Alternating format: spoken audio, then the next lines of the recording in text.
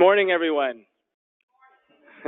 Thanks for being here. My name is Chris Haney. I'm the Executive Director of the California Budget and Policy Center, and this is our annual preview of key issues to watch in the upcoming state budget, along with an opportunity here this morning for a training that we provide annually across the state on how the budget process works and how advocates and stakeholders can access those debates.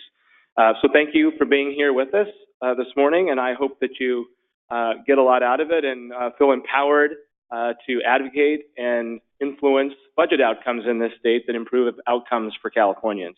I want to welcome our in-house audience and also our online viewers who are out there, which is being webcast across the state as well. And I want to thank our sponsors for this event and for our public policy speaker series, First Five Los Angeles and the Stupsky Foundation.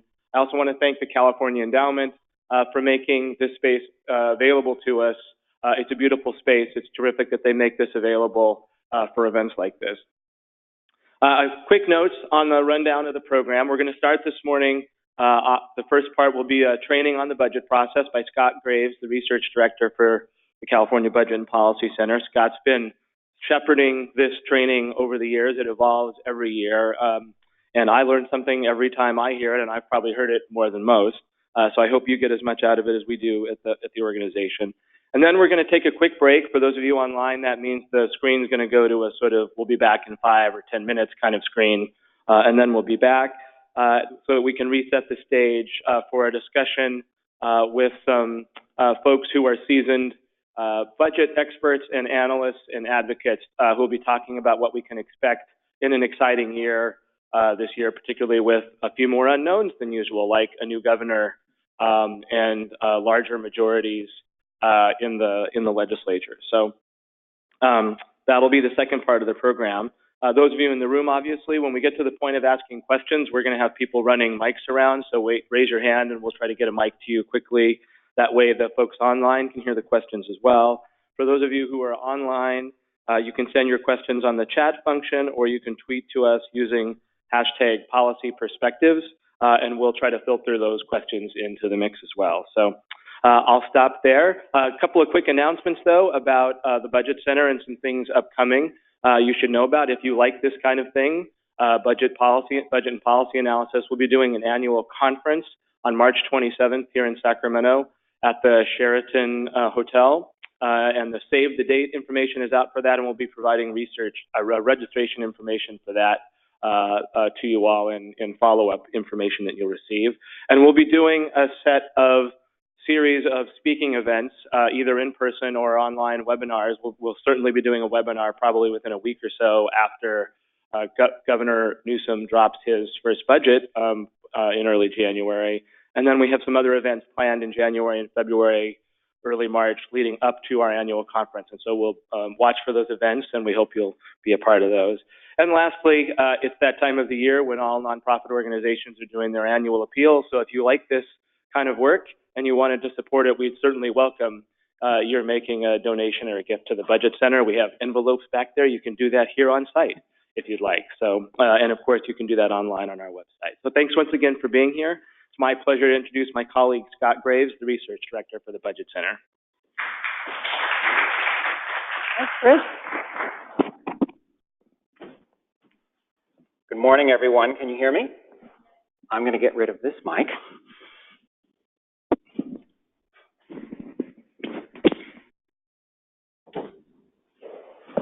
So thank you for coming out on a Tuesday morning, relatively early. I know a lot of you probably don't wake up every morning thinking, I'm going to get out of bed and go to a budget process presentation today. And I know for many it may be a little concerning. Budget process sounds potentially quite boring. I've got you for the next hour, as long as you don't try to slip out of the room or go offline, for those of you watching via the webinar.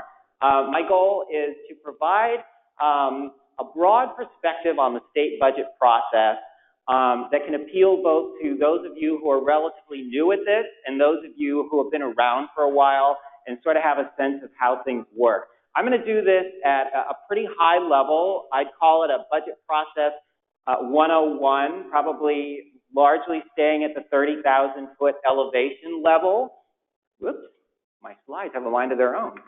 Without getting too much into the weeds or the details,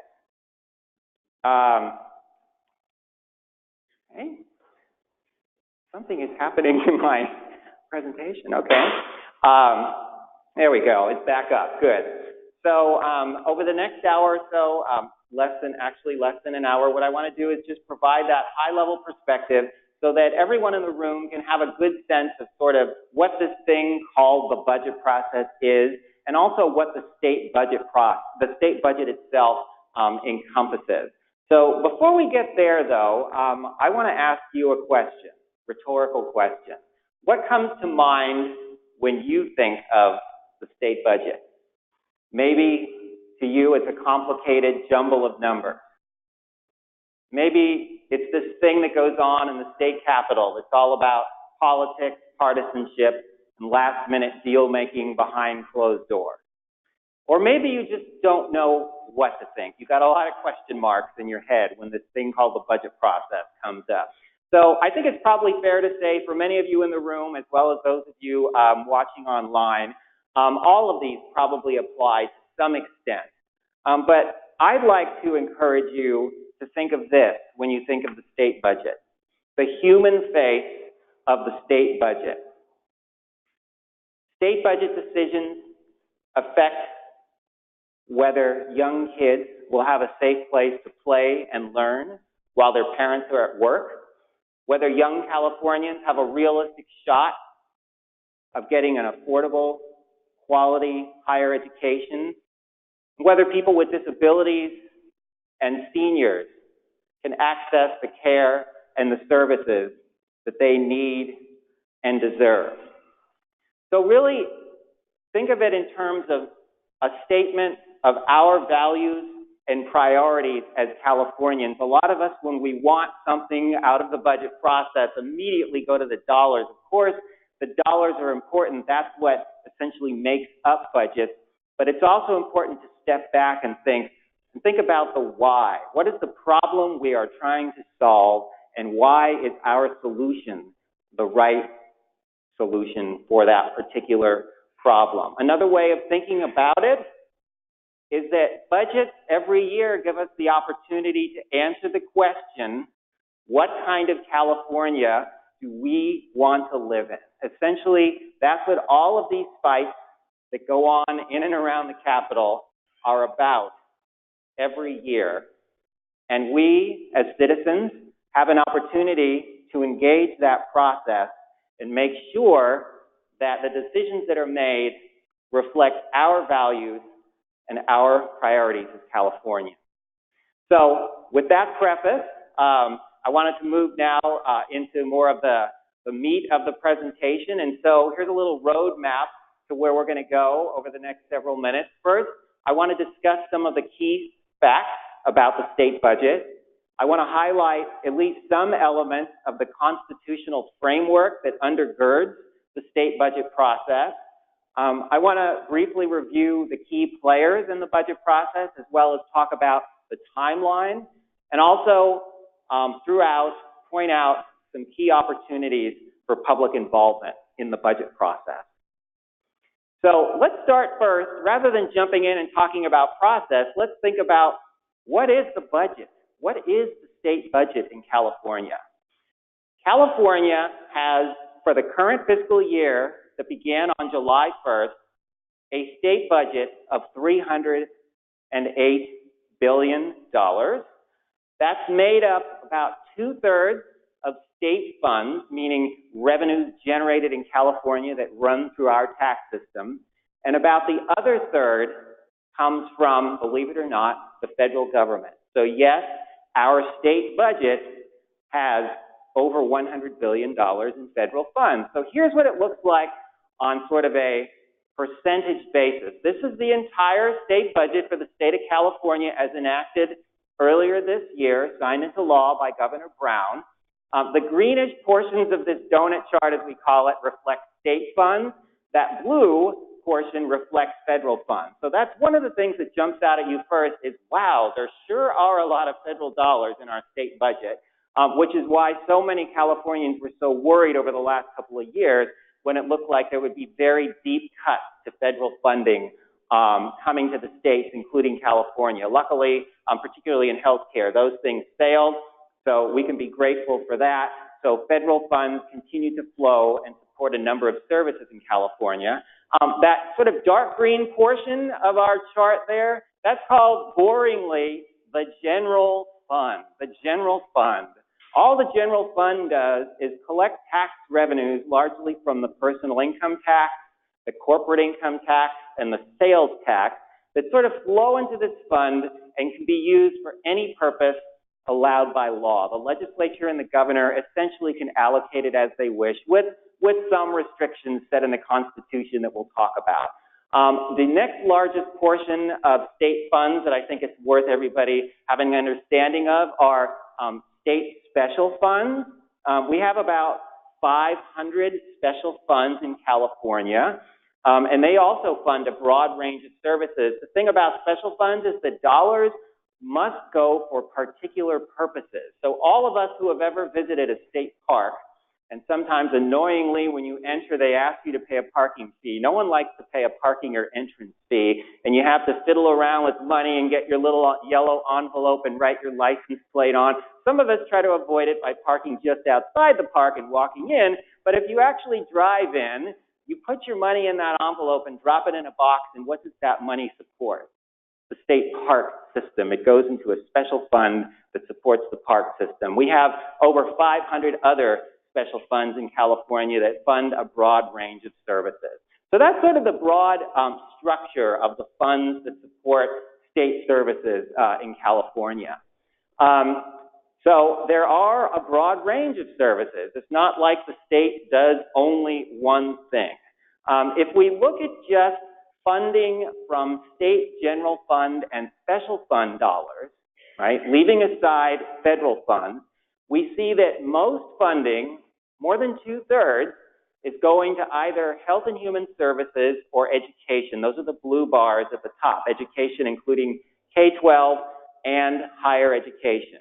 So essentially, you know, most of the dollars flowing through our state budget from state sources are going to some pretty critical services that support Californians: education, higher ed, Medi-Cal, healthcare coverage for low-income families, supports and services for seniors and people with disabilities.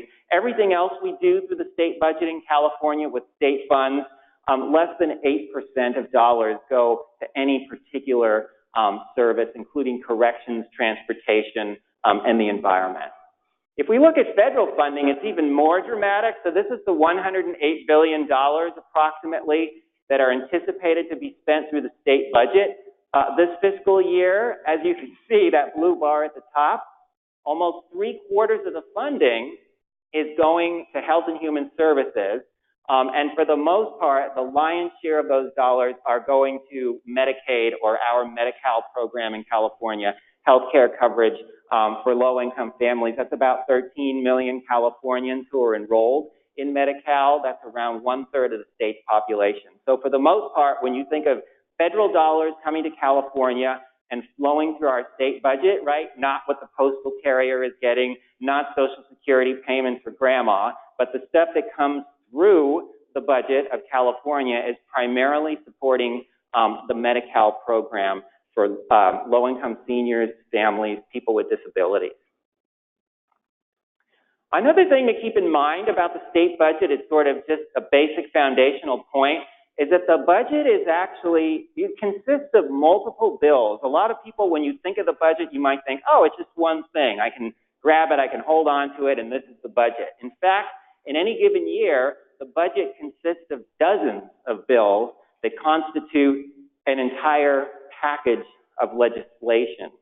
So you've got the budget bill itself, which is essentially a very long document, hundreds of pages long. I'm going to get to some examples in a second.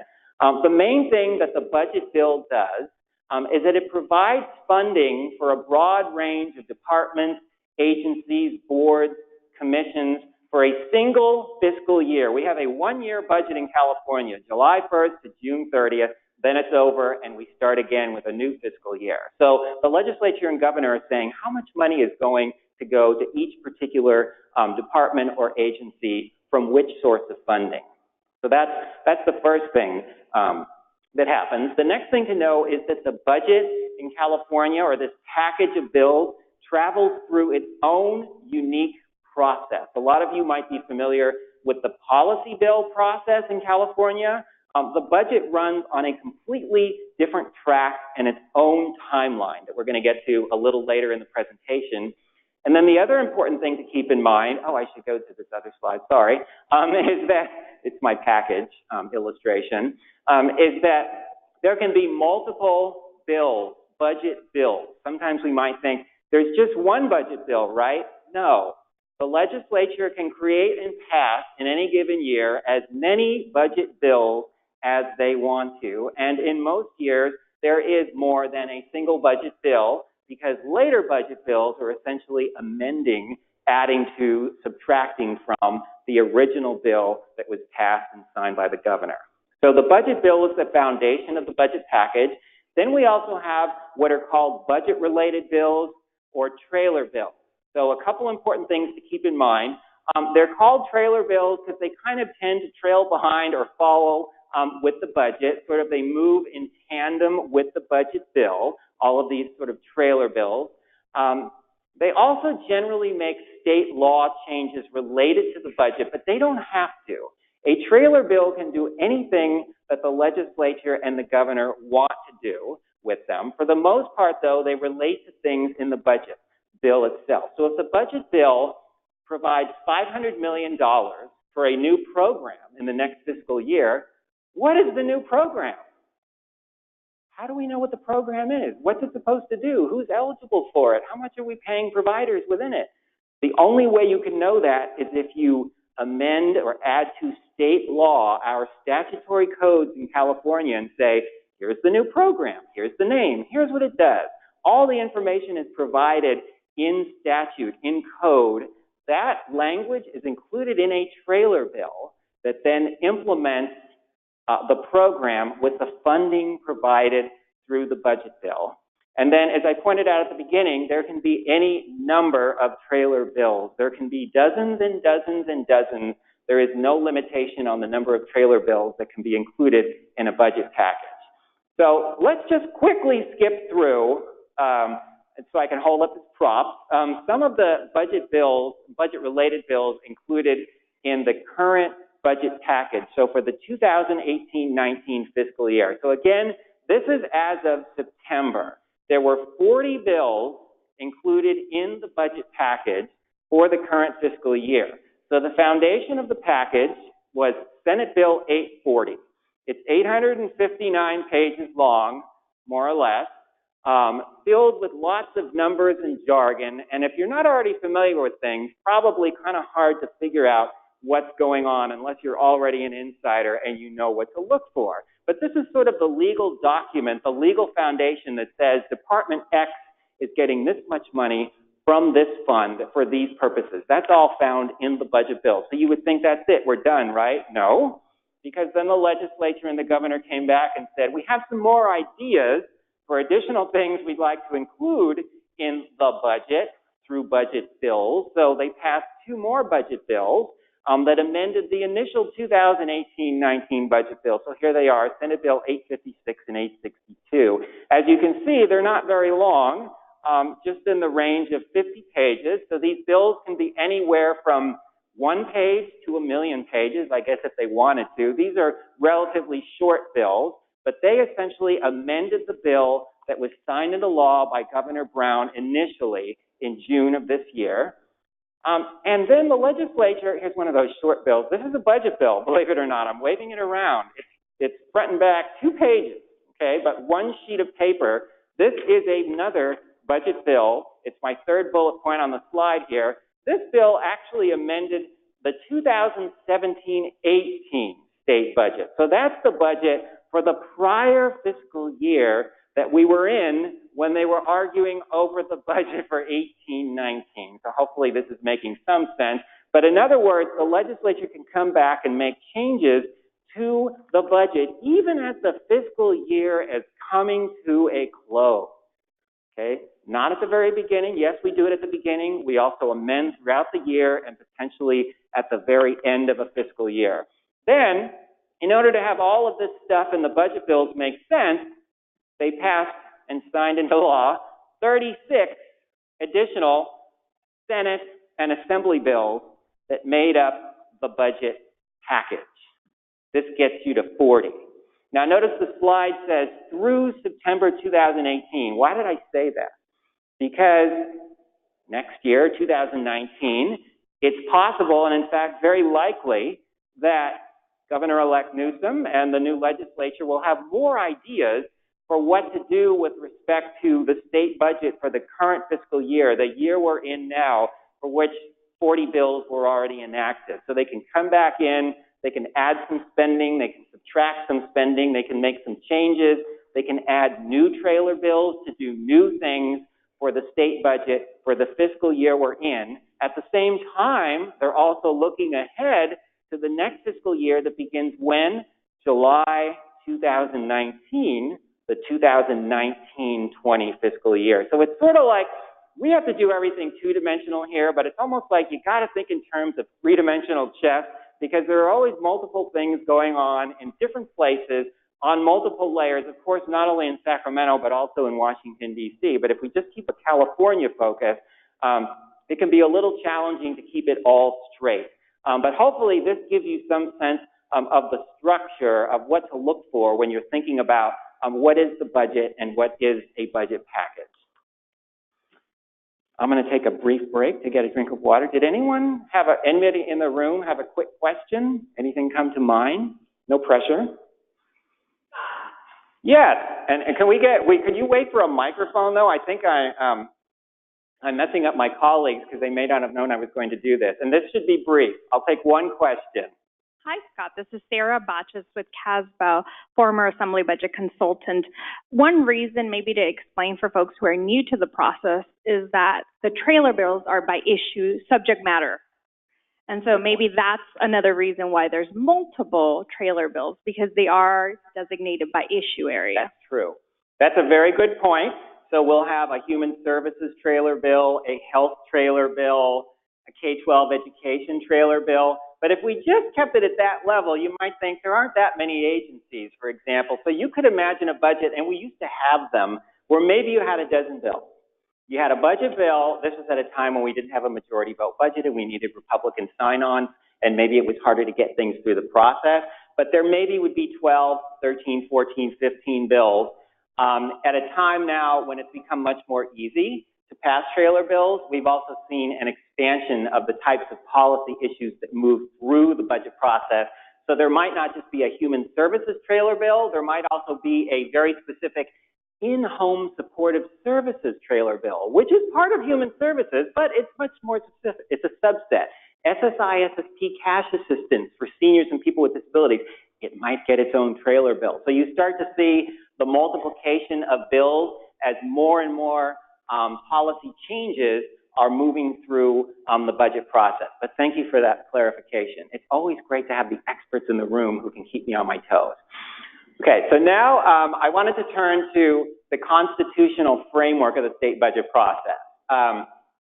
This is another one where, and actually I should let you know that for all of you in the room, and maybe some latecomers, I'm sorry for those of you online, we can't do this, but we're going to be handing out these cute little booklets, our guide to the state budget process. You're also going to get a new guide which describes the relationship between the budget process and the policy bill process. And you're also going to get our budget process infographic, which I will show you later on the screen. So those are all things that we'll be handing out. And if anyone watching on the webinar would like one, stop by our office at any point and you can have them for free.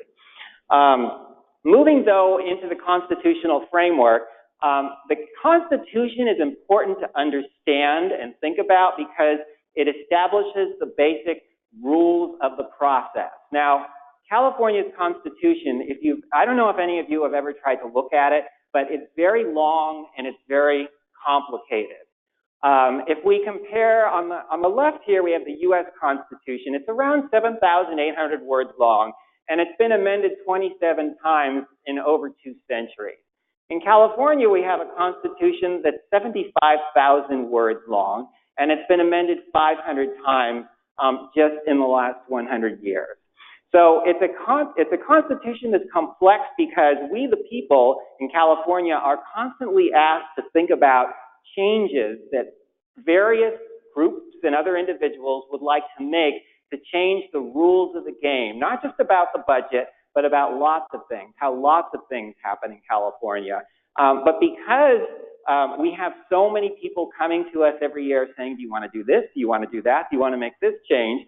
We end up with sort of a situation where, particularly since the 1970s, we see many more issues coming to the voters that relate to the state budget or the state budget process. And I'm not going to go through this, and I have a very simple little infographic here just to show you Prop 13, which many of you are probably familiar with, 1978. That's sort of at the top of this little chart. If you go clockwise around, all I'm doing is showing some of the major ballot measures that have gone to the voters of California that have been approved, that in one way or another affect the state budget or the budget process. Most recently, a couple years ago, we had Prop 54 that established a new bill and print rule of 72 hours, and Prop 55, which sets up a new mechanism for potentially adding more state funding for our Medi-Cal program. So the Constitution is long and complex because California voters are constantly being asked to amend it and often saying yes. But we need to understand it because those are the basic rules of the game in California for how budgets get done. So all I want to do in the next couple slides is just provide a look at some of the key rules here that influence how budgets are done each year. The first one, and many of you are probably familiar with this, is there are two key dates in the state constitution. The first one is January 10th. By that date, the governor must introduce a balanced bill, a balanced budget, introduced as a bill in both houses of the legislature for the upcoming fiscal year that starts on July 1st, essentially 6 months later, more or less, after this budget is introduced. So that's the governor's constitutional obligation. Governor-elect Newsom will be doing that about a month from now, introducing his budget proposal for the upcoming fiscal year that starts next July. June 15th is a deadline that applies to the legislature. The legislature is required by the Constitution by midnight on June 15th to pass a budget bill. They have to pass the bill. The governor does not have to sign it. In fact, the governor could veto it, and Governor Brown did back in 2011. The legislature, though, is obligated through the Constitution to pass the budget bill, at least the first one, by midnight on June 15th. Now, what happens if they don't pass it? There are some consequences for the members. For every day that the budget is late, they lose their pay and their reimbursement for travel and living expenses, also known as per diem. They permanently forfeit that. So if you go 1, 2, 3, if you go 6 weeks down the road, you could imagine a scenario where members are very unhappy about a stalemate because it's actually costing them their salary and living expenses. Believe it or not, we have had no late budgets since 2011 when this new rule went into effect. So there are lots of reasons for that, but I like to be snarky and just try to tie these two things together. But yes, so there's not necessarily cause and effect here. But that's the key deadline that applies to the legislature. Prop 25 of 2010 that put those new rules in place, right, for late budgets by the legislature, also said that, hey, you know what? The legislature, both the Assembly and the Senate, y'all can pass the budget with majority votes. You don't need super majorities to pass your budget. If you've been around for a while, you'll know that the rule used to be super majorities. And while we've always had, at least for the last few decades, sort of Democrats more or less dominating the Assembly and the Senate, it was rare that they would have 2/3. They'd have super majorities. So there were frequently, there were these situations where every year they'd have to figure out how to get Republicans on board to get the 2/3 votes they needed in one or both houses in order to get a budget to the governor. This ended up resulting in many, many late budgets. In fact, in Governor Schwarzenegger's last year as governor, 2010, the same year that Prop 25 was approved in November, Governor Schwarzenegger signed the budget for the fiscal year into law in October. October of 2010, essentially 4 months into the fiscal year, California did not have a working budget. And probably a lot of voters looked around at that and said, this doesn't make sense. And for other reasons, they decided that they would allow our legislators in the state capitol to pass budgets by majority vote. That applies to the budget bill itself, which is always, regardless of anything else, a majority vote bill, but also trailer bills. Trailer bills are majority vote bills. The only criteria they have to meet are they have to be listed in the budget bill. That's perfunctory, right? All that the legislature has to do is say AB 70 is listed in the budget bill. And then there has to be some money in there. The trailer bill has to have some kind of appropriation, some kind of funding in there. And they do that often by just allocating $1,000, for example. So there's maybe not necessarily real money in there, but by making a small allocation of funding within the trailer bill, you allow that bill to move through as part of the budget package and qualify for a majority vote and take effect as soon as the governor signs the bill into law. So contrary to the situation with the state budget, right? What happens if we want to see a tax increase in the legislature? Well, for many years, we've had a 2/3 vote requirement for the legislature, which goes back to Prop 13 of 1978. That was actually tightened up significantly by Prop 26 of 2010. I'm not going to get into the details of it, but it essentially makes it impossible to raise taxes on anyone in California without getting a 2/3 vote of the legislature. That means in the 80-member assembly, you need 54 votes, and in the 40-member Senate, you need 27 votes. I should also tell you at this point that there are other types of changes that require a supermajority 2/3 vote. If the legislature wants to put a constitutional amendment before we, the people, on the ballot, they have to have a 2/3 vote. If they want to put a general obligation bond, let's say to fund infrastructure or housing on the ballot, they need a 2/3 vote of each house. So there are several important things that go on in terms of policymaking that require supermajority votes. Now, normally that's always a very high threshold, right? It's a tough bar. It can be cleared during the right, depending on how many members are in each house and the political circumstances. This year, some people are thinking maybe it's going to be a little bit different because Democrats control more than 2/3, way more than 2/3 of the seats in each house of the legislature. In the assembly, we've got 60 Democrats. I think there was some thinking it might go to 61, but I think we're still at 60. So they've essentially got a 3/4 majority of Democrats in the assembly. And they're very close to that in the state Senate, where Democrats control 29 seats out of the 40. So does that mean we're going to see lots of tax increases next year? No.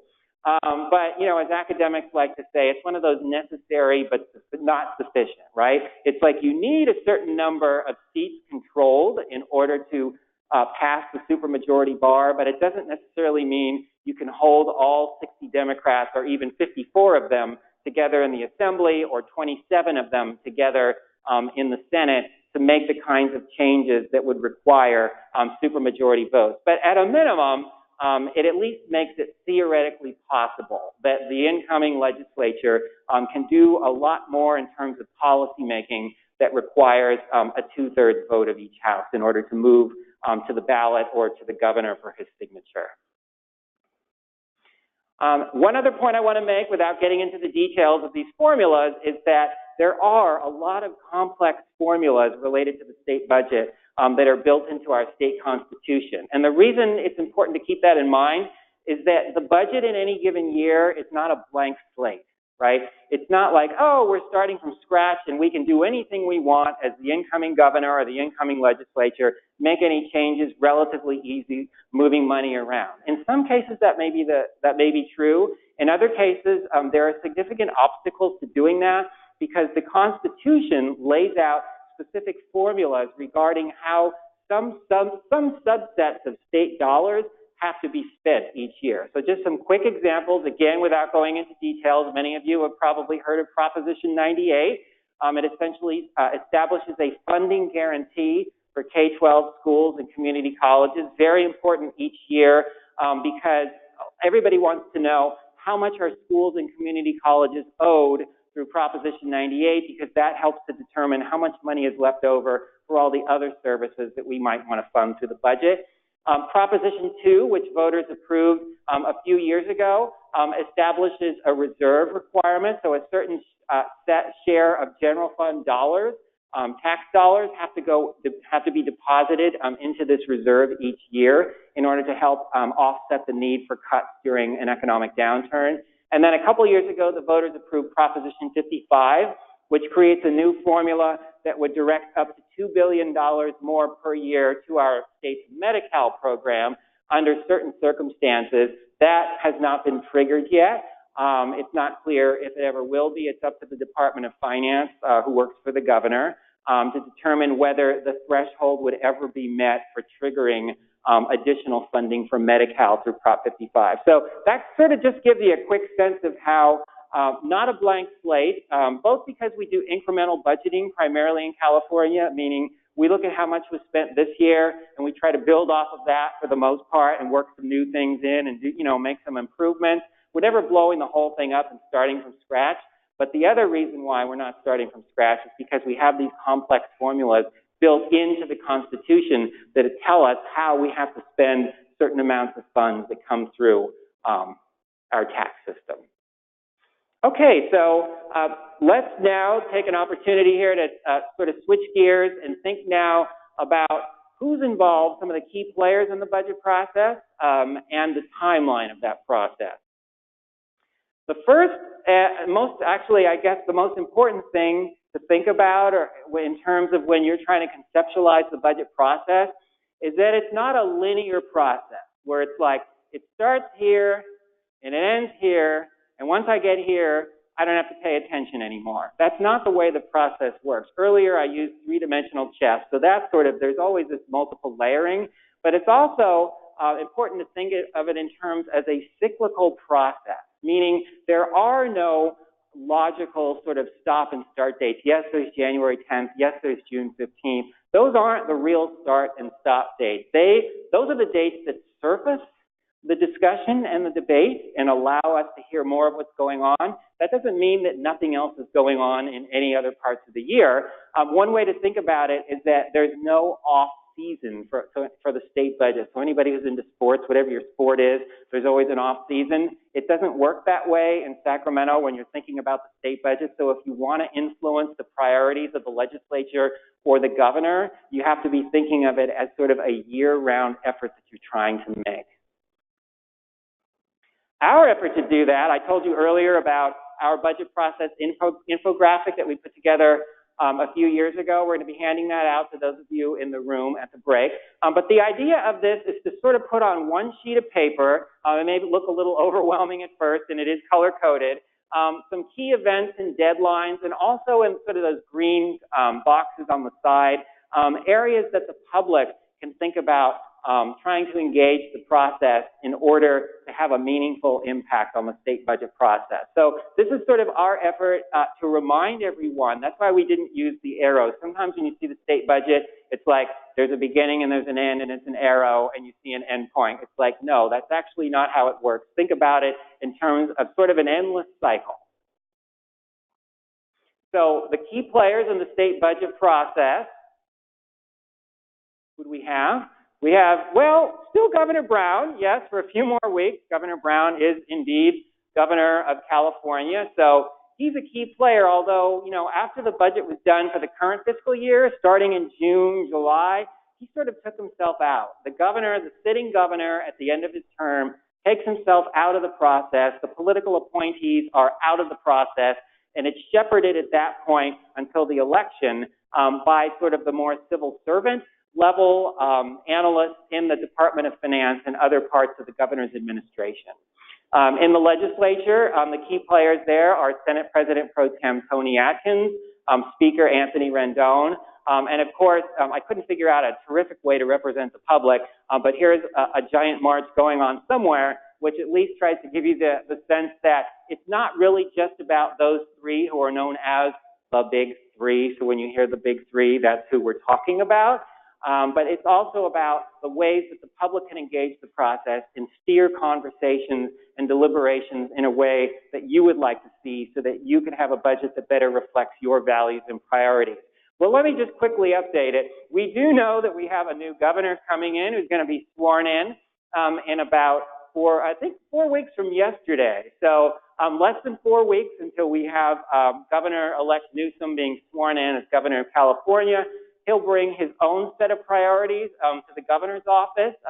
No governor is a clone of the governor that came before, so they all have their own ideas and perspectives and priorities, what they want to get accomplished.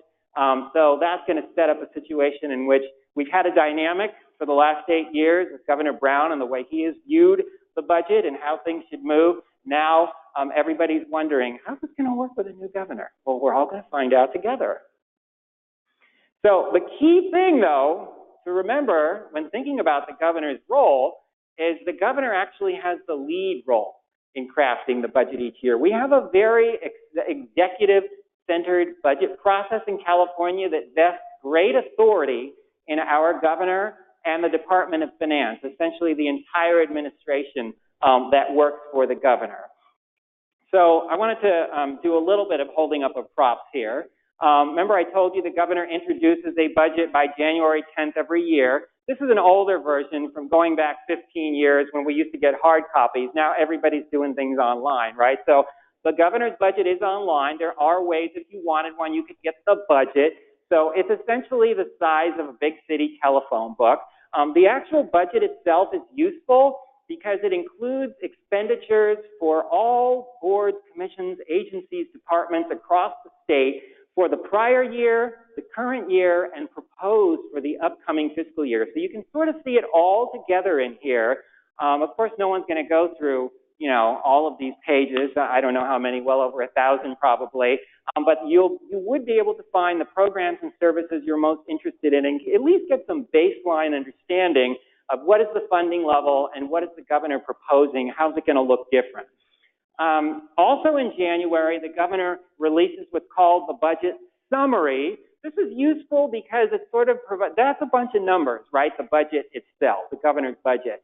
This summary is useful because it gives you some insight into what the governor thinks the priorities are, how the governor is framing those priorities, what the governor's economic and revenue assessments are or assumptions for the coming year, and some of the major policy initiatives the governor wants to put through in the coming fiscal year. So again, this is the governor's view of the world, so you have to take everything with a grain of salt, but it's still, if you want to know where the governor is coming from, you need to be familiar at least with these two documents that will be made available online as soon as Governor-elect Newsom's budget comes out in about a month.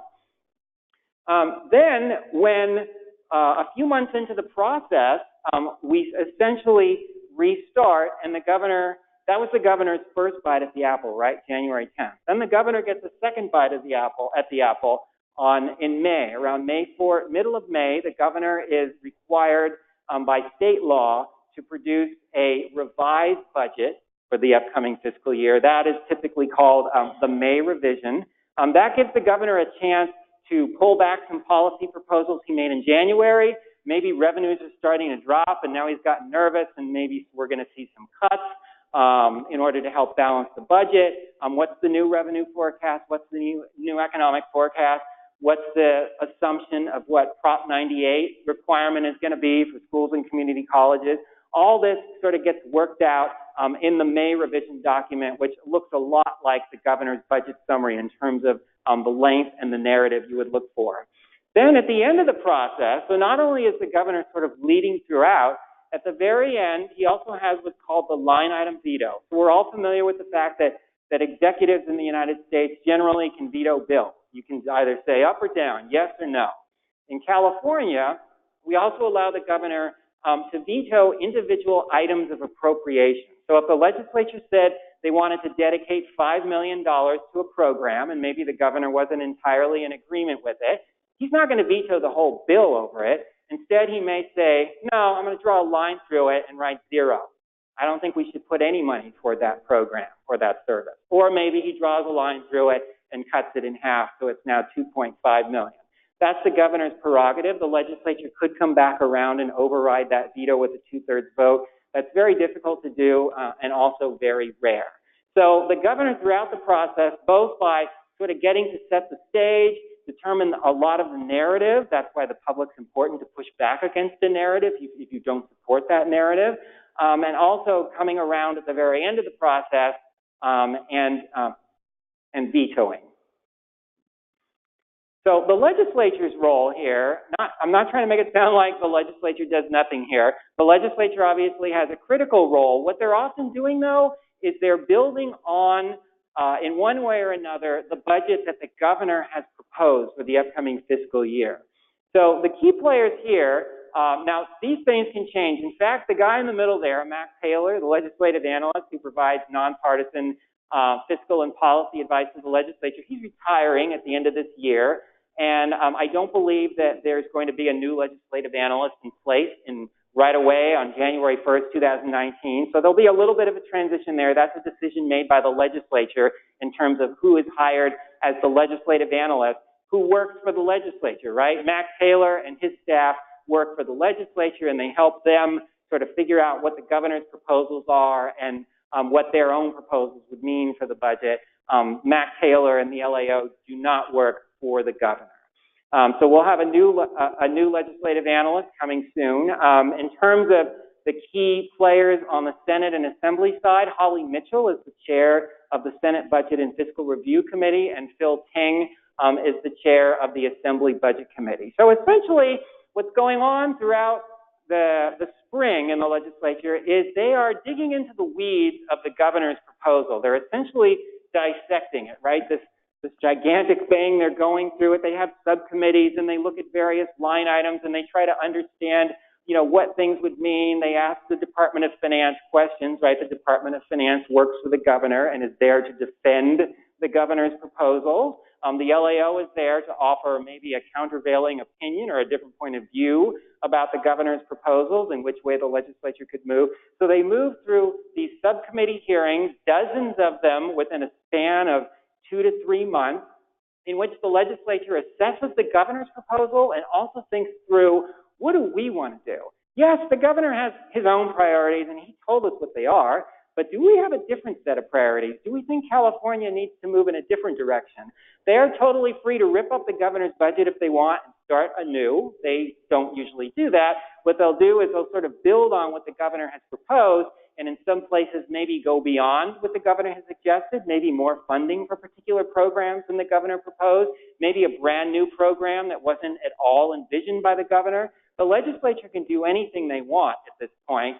They are crafting their own versions of the budget, one in the Assembly and one in the Senate. Of course, then at the end of the process, there has to be some meeting of the minds. The big three get together and try to hash out the really big areas of disagreement in order to forge a final negotiated budget agreement. And as I said earlier, the members of the public also have various opportunities throughout this process to have their voices heard. So there's different ways to do that. Yes, we text and email these days, but paper still tends to be pretty valued in the legislature. So, and it's also something that somebody can grab onto. It's like a text sort of disappears in an instant. If you like a proposal or you don't like a proposal, it's a good idea to put that down on paper, put it in writing, get some coalition partners perhaps, maybe 2, maybe 200, and you let the legislature know, the key subcommittees, key committees, what you think about the proposals that are on the table. There's also, every year in Sacramento, you see sort of rallies going on outside the state capitol in favor of proposals, opposed to different things that are on the table. Just basically another way that the public can let the legislature and the governor know what their priorities are and try to argue for changes as things are moving forward. And then on the right there, that photo is this the classic shot if you've ever been in the state capitol. During these months, there are always long lines of people waiting to testify before the legislature. And often all you're getting to do is say your name, your organization, and whether you support or oppose something. But it's very important to show up there, because if no one shows up, then that sort of sends a signal, especially if it's in opposition to a governor's proposal. The legislature may think, oh, no one's against this thing, so thumbs up, let's do it. If they all of a sudden have a sort of an outcry from the public and you get 500 people showing up at a hearing who want to tell the legislature what a bad idea this is, that can be very influential. The one thing that I wasn't able to depict here is relationship building. A lot of what goes on in the Capitol and around in Sacramento is about knowing who's who, right? You got to know, and there's always changes, especially now. There are going to be a lot of changes. There have already been changes in the legislature in terms of who the staff members are. Some people stay on, but there are people who move around. The same thing is going to happen in the governor's administration. So it's really important to figure out in the areas you care about, who are the staff people that you need to be getting to? Because in many cases, they're the ones who are doing the bulk of the work. They're the ones who are there the late hours, working hard, trying to forge agreements, figure out which directions to move. So you need to know who those folks are, and it's better, of course, done earlier rather than later in the heat of the moment. But depending on when you get into the process, you sort of just need to go with it. But that's the one thing I wanted to emphasize that it's hard to come up with a picture for, is the importance of relationship building so that you know who they are, and perhaps more importantly, they know who you are and what you're representing. So now we're sort of moving into the final phase of the presentation here. What I wanted to do now is sort of quickly move through some of the key phases of the state budget process that I'm dividing up into 3 periods. The first period is July through December, so we're sort of at the end of that period now. For this year, for the upcoming fiscal year, basically things are done. When Governor Newsom was elected governor, there was already money included in the state budget for this year, $865,000, to allow him to do some initial hiring in order to staff up and think about what his budget priorities are and move some things forward. State agencies and the Department of Finance by law are required to work with the governor-elect. So no one can say, hey, we don't want to talk to you. So they work with the governor and basically help the new governor figure out what his priorities are and if and how those can be implemented in the proposal that must be released by January 10th. So I've heard some people say, well, the governor can't do anything. Basically, he just has to introduce a plain vanilla budget on January 10th, and then the real action happens in May. The reality is that the governor-elect has, for the last month or so, been able, if he wanted to, and maybe he has, maybe he hasn't, suggest changes to the budget that the Department of Finance staffers were sort of building, knowing that the next fiscal year was coming, January 10th was coming, something had to move forward. There has been an opportunity for Governor-elect Newsom to put his stamp on the January 10th budget if he so chose. He didn't need to choose that. Another way to go would be to say, you know what, let's just do something basic. Let's just assume current law, and we'll have the debate throughout May, throughout the spring. And when May revision comes, then I'm going to unveil what I really want to do. So it's hard to know which direction that's going to go. We're at the end of that process now. So essentially, it's probably too late to get any major changes in the budget that's going to be released in a month. But it's still important, I think, for future efforts, if you're going to try to engage the budget process down the road, to remember that even though things tend to get quiet, the budget is always being built in Sacramento. The governor's administration is always thinking ahead to the next fiscal year and what to do. So that presents an opportunity for the public to try to engage to the extent possible, plant some seeds in June or July, and maybe hope that they spring into beautiful sunflowers on January 10th when the governor releases his budget and your idea has appeared in his budget. The next 2 periods that I'm going to talk about are January to mid-May, and then mid-May to June. That's the shortest period, and it's also the period in which things tend to move the fastest and maybe aren't quite as transparent. So July to December, I divided each of these slides up. On the left, what goes on within the governor's administration. On the right, the legislature. I'm a little bit short on time, so I'm not going to hit all the highlights here. Again, everything that I'm saying is included in the guides that we're going to be passing out at the break, so no need to worry about that. The important thing I want to highlight here is in the quiet period, July, really it's July, August, September. If you go into the fall, you're getting a little bit late, but those are opportunities to try to engage with officials in the administration, contacts you've made, again, to plant the seed. The goal of this is to get your proposal into the governor's January 10th budget. Because if you do that, then your idea becomes the governor's idea, and the governor is defending that proposal throughout the budget process that comes that spring. That's sort of the ideal place that you want to be as an advocate hoping for change within the state budget, rather than coming in after the fact and saying, hey, governor, you didn't do something, and now we want to try to add it in later. Within the legislature, fall is a great opportunity for getting to know who's who. There's a, you know, they've worked very hard during the first 6 to 7 months of the year. In the budget committees, they're always working, but maybe they're not quite as stressed out, so you can actually get in there, set up meetings with them, get them on the phone, see them in person so they know who you are. You can also suggest ideas for hearings in the year ahead. So it's sort of a two-way street. It's not just you hearing what do they need, but what do you want them to understand about what your priorities are and what the Assembly or Senate should be doing about them. In the January to mid-May period, again, the signature event here is the release of the governor's proposed budget for the upcoming fiscal year on or before January 10th. This is an opportunity for advocates to weigh in on those proposals. What the governor has a narrative. It's in the governor's budget summary, right? Everything that the governor has proposed is wonderful. They are wonderful, wonderful ideas for the state of California because the governor has proposed them. You might have a different point of view. So this is your opportunity right after the budget is released to tell Californians, hopefully through the media, you make a big splash, what's your point of view? What do you think the priority should be? Maybe you're patting the governor on the back for it really is a wonderful idea. Pat him on the back.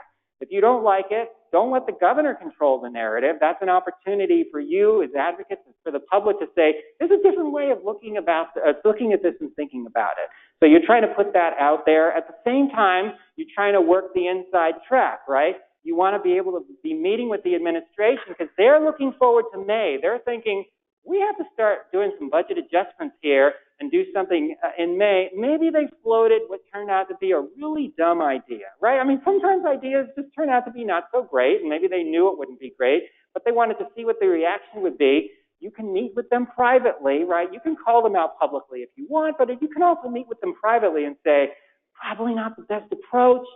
Can you take it a little, nudge it a little, tweak it, let's move in this direction, and then you might see that kind of change made. When? In the May revision, just a couple months down the road. In the legislature, as I said earlier, what are they doing? They're trying to grapple with what the governor's proposed budget means, right? What's in there?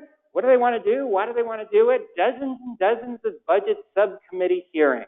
That's where you have to be involved and engaged. They need to know what your perspective is. Often that means you're showing up, standing in long lines, waiting to tell them how you feel, but also meeting behind the scenes as well. So you can give a little more substance, right, than you can typically if you're standing up at a microphone, giving your name, organization, and support or oppose. Then in the mid-May to June period, we're just a few months away from that. The signature event here is the release of the governor's May revision by May 14th. This is where things start to move pretty fast because May 14th, right, the legislature will hold some hearings on the May revision, but then they really have to get the budget done by June 12th. Even though I said June 15th earlier, right, we have a 72-hour bill in print rule. Whatever they want to vote on basically has to be posted online and published 3 days in advance, so you've got to back up from June 15th. Now you're at June 12th, so you've got to have your budget bill pretty much done, and then you got to have, time, back that up even more to get the thing together. You've only got really just a few weeks between when the May revision gets released and when that final negotiated budget between the legislature and the governor needs to be in place if they want to have an on-time budget and basically get everything in place for the July 1st start of the new fiscal year. So there's going to be opportunities in this short period to testify at committee hearings. There typically is a conference committee held in which some members of the Assembly and some members of the Senate get together and, right, they've come up with different plans. Now they need to figure out how to merge them, and they do that. And at the same time, they're having private negotiations with the governor and his people and trying to figure out how do they meld all these ideas into one single document, a set of priorities for the coming fiscal year for California. That's where, as I mentioned earlier, the big three negotiate the final outlines of the budget package. So that sort of gets you to, now I'm not going to say the end of the cycle, but one point in the cycle when some decisions have been made and more decisions are yet to come. So I have given you a lot of facts and figures here, and I hope for the most part that it made sense and that it was useful for you, whether you're pretty new to this or you've been around this for a while. I guess what I want to leave you with is, a couple ideas here. One is you're going to have some guides from the California Budget and Policy Center, so please use them. Hopefully you'll find them helpful. You can also contact us whenever you want. We provide a lot of technical assistance throughout the year. If you have budget-related questions, policy questions, feel free to contact me or any of my colleagues on our website. You can find us all on the website. It's not hard to get a hold of us. I work with some of the smartest, hardest working people in the state of California. We are here in part to serve you. But I guess I also really just want to leave you with where I sort of started at the beginning, is when we get into budgets, we sometimes just think about those numbers, right? And I just need that $20 million for this program, and it'll all be better, right? I think that's fine. We need to have that perspective, the dollars and cents perspective, but it's also important to step back and remember that budgets provide an opportunity to answer the question, what kind of California do we want to live in? So I will leave you with that. I'm 5 minutes before the break, so I think that means I've left only 5 minutes for questions. I apologize for that, but I'm happy to answer any questions if anyone has any. Thank you. Either from in my audience here or online. Oh, yes, sir. I'm Jeff Tardigia, an advocate. This year you've got change in governor, you've got change in the LOC, and I hear revisions on your budget process. The Senate and the Assembly have already produced almost 200 bills, and we're not even to December 15th. What is your take, and I'm hoping in the panel this year, of you say what to expect next year. Those are all game changers, and the last thing I will offer is a very conservative budget. Tang has already produced as the Assembly budget. So that is a great question. Can I ask you to hold it for the next panel and ask it of them, because that's what they are here for, to anticipate and speculate. That's not my job today. Sorry to wiggle out of that one. Do we have any other questions? Stephen, one from the webinar online? Right, yeah. So this question came from the webinar. Someone wrote this into the webinar platform, a question for you, Scott, which is, as the legislature is making sense of the budget bills and the budget debate, like what are the sort of resources that they have available to them, that are made available to them during the course of their hearings and other deliberations, and what are ways that the public can access some of those analyses and publications that the legislature has access to? Okay, so that's a great question. It makes me realize I didn't hold up 2 of my props, or 3 of my props. So I mentioned earlier that the Legislative Analyst's Office, the nonpartisan fiscal advisors to the legislature, those are also very smart, hardworking people. They produce all kinds of reports throughout the year on issues both related to the budget and not related to the budget, but essentially they're weighing in and giving the legislature their opinion. So these are all documents that are available at lao.ca.gov. You just go to the Legislative Analyst's Office website. Everything they do, for the most part, is available to the public, so you can see what advice the legislature is getting from the LAO. Also, every subcommittee hearing held on the budget has an agenda. It can be very long or very brief. I just printed one out here to show you. Here's one from earlier in the year. The agenda sort of sets out, the committee consultant will write the agenda and set out the key issues that will be heard that day, provide some opinions or knowledge around this issue. And where is a lot of that stuff coming from that ends up in these committee agendas? From the public, from advocates who are out there talking about issues that are important to them and providing information, right? The budget committee consultants aren't sitting in there just coming up with all of this stuff from within their own heads. They are getting, part of it they may be, they're very smart people, but they're also getting a lot of input from people who work on budget issues from the side. So you are having those meetings, you are handing off key materials, you're giving them resources, and lo and behold, you see it showing up in the agenda, your perspective in the agenda for that subcommittee hearing. It doesn't always happen. It doesn't mean you're getting credit for it. Many times you are, but it's there. And so I just want to encourage everyone that they do listen. They do care and they listen. And if you present it in the right way, right, and you give them something that's digestible and they can easily drop it into an agenda, they will do it. And then your perspective is being represented. I am now at time, so should I go out? You think maybe I'll close it out now? We've hit break time. Do we have any other questions, Stephen? We probably have time for one more. There was one more question that came in via the webinar. This might be one that would be for the panel as well, but the question was just in terms of the recent wildfires and the response to that. Obviously, a lot of that is going to be federal dollars in terms of the disaster response, but any sense that there is at this point as to how it might impact the state budget in the coming year? Yeah, let's leave that to the next panel. I mean, it does seem like an issue that they're going to have to revisit before, as part of the discussions over how do we revise the budget for the current fiscal year. It's very likely, I don't know, we may have already gone over budget in terms of what we thought we would spend on responding to wildfires. So that's an issue that would have to be addressed. And that's probably an example of where I mentioned you'll see multiple budget bills throughout the fiscal year, right?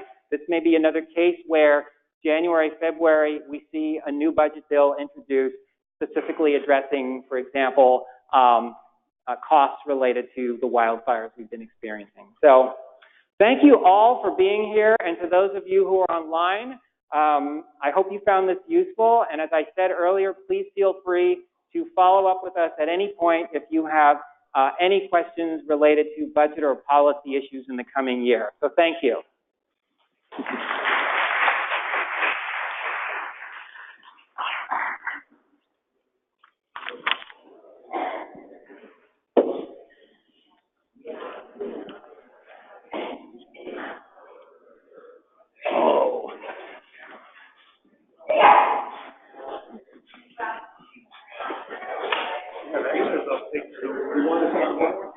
Yes. Oh, hold on. I got to turn off my mic. The voice of God is still on. Hold on.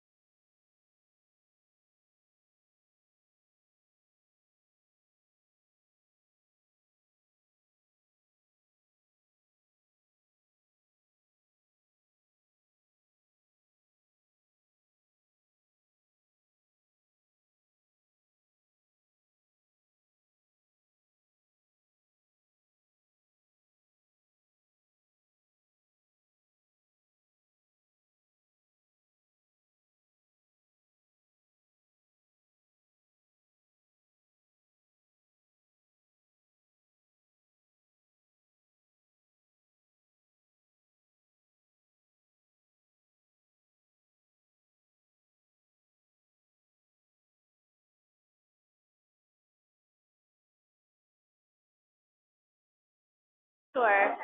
You could like signal me if I need to stop or you think it'll be fine? Yes. Okay. Okay. Okay. 1, 2, 3, 4, 5. Yeah.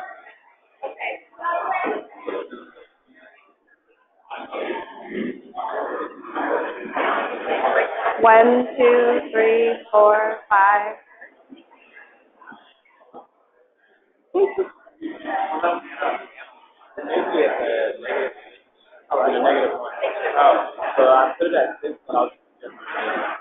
Okay.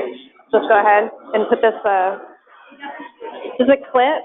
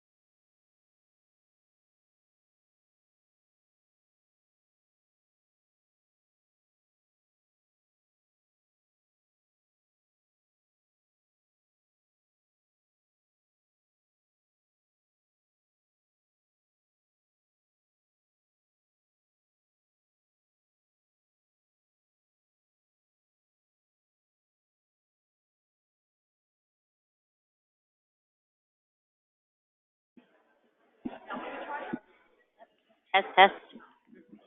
Test, test. I heard that one. Yeah. Let me get, Loud. Hello, testing. okay.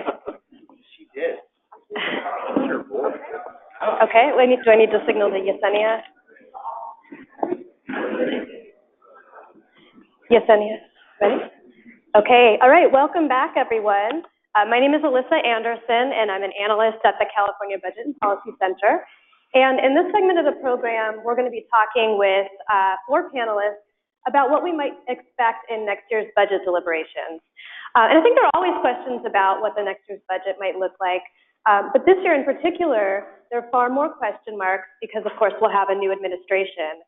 And Newsom is coming into office having outlined a number of significant proposals, from providing universal preschool to tackling homelessness and the state's housing affordability crisis, extending health care coverage to all Californians, ending child poverty, just to name a number of them. And so I think there's some questions about, well, which of these priorities will emerge in his first budget? How will he sort of roll out these priorities over the course of his term? And how, what does his vision for investing in these areas look like? And how does that align with the Senate and Assembly and how they're thinking about these issues? And then, of course, I think there's questions about to what extent is he going to focus on spending in his first budget versus building up reserves. In recent weeks, he said that California should continue to be fiscally prudent, and he's even said that he won't be that different from Brown, who is very resistant to ongoing spending. So I think there are a number of questions there as well. That's probably the most significant change we're looking at for next year. But in terms of the legislature, another major change is the fact that Democrats now have not just a supermajority, but a mega majority or giga majority, whatever we're calling it, where Democrats have 3/4 of the seats across the 2 houses. And so I think this raises some questions about whether this opens up opportunities for certain policies to move forward that weren't able to move forward previously. So these are some of the things we'll talk about today. Before we dive in, just a quick note about how this segment of the program is going to work. So we'd really like to make this an informal conversation and involve all of you. So if you have some questions, please go ahead and raise your hand right from the outset. I'm just going to kick things off with a single question for each of the panelists so that they can make some opening remarks. And then we're happy to open it up to questions from you all. Raise your hand and somebody will come over with a microphone and stand next to you so that I know that there's a question here. If you're watching the webcast, of course, you can submit a question at any time, and our communications director will relay the questions to our panelists. One other thing, we have a lot of people watching the webinar today, and we want to get to as many questions as possible. So please limit yourself to just one question, and please be sure to frame your question as a question so that we have time to get to as many people as possible. And I also want to reiterate, that we're recording the full event. So if you missed Scott's wonderful presentation at the outset, you'll be able to watch that. You can watch the whole event or share it with your friends. We'll be sending out a link to the full recording within the next few days. Okay, so with that, it's my pleasure to introduce our 4 panelists today. We have Carolyn Chu, who is Deputy Legislative Analyst of the State and Local Finance Section at the Legislative Analyst Office. The LAO, as I'm sure most of you know, analyzes the governor's budget priorities and makes recommendations to the legislature and helping them craft their budget priorities. And they recently published their fiscal outlook, taking a look at California's revenue and expenditure picture for the upcoming year. And she'll talk a little bit about that in a minute. We're also joined by Melanie Mason, who is state government and politics reporter for the LA Times. And she recently authored a 4-part series called Next California, which looks at some of the major challenges facing the state that Newsom is likely to have to grapple with in his term. And if you haven't read the series, I highly recommend checking it out, and we'll hear a little bit more about that from her. We're also joined by Chris Woods, who is budget director for Senate President Pro Tem Tony Atkins.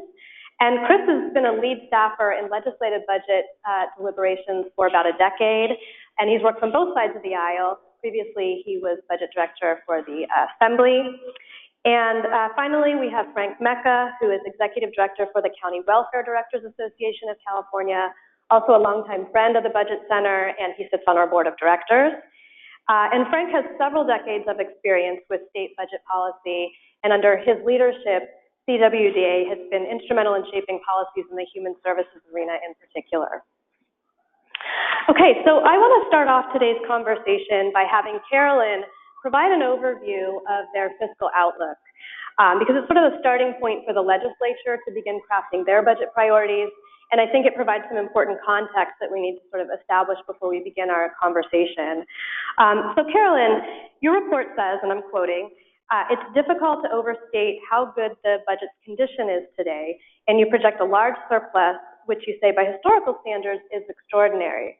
But you also caution that fortunes can change quickly, and you outline several potential threats to the forecast. So could you walk us through some of the key findings from your report?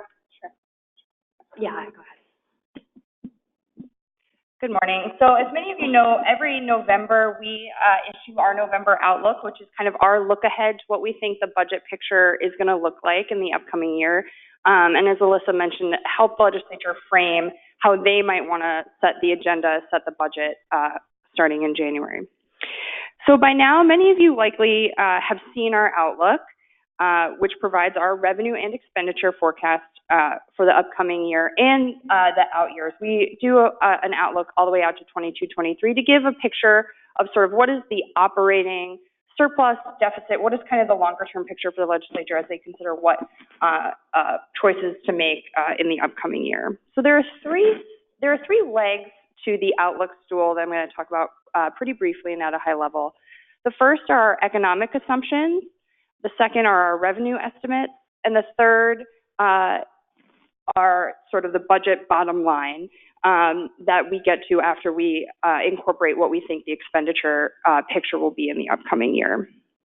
So our economic outlook is, we base it on Moody's consensus forecast, and that projects continued growth, though a little bit slower than we've seen in the past couple years. In particular, we expect there to be pretty strong wage and salary growth, but that the number of new jobs added in California will start to slow down, partly reflecting the tightening labor market in the state. We also see housing starting to weaken, so sales are starting to come down, new building permits are starting to come down, and we expect the stock market to remain relatively steady sort of on average over the year. There's been a fair amount of volatility in the last couple of months, but sort of hovering in roughly the same area.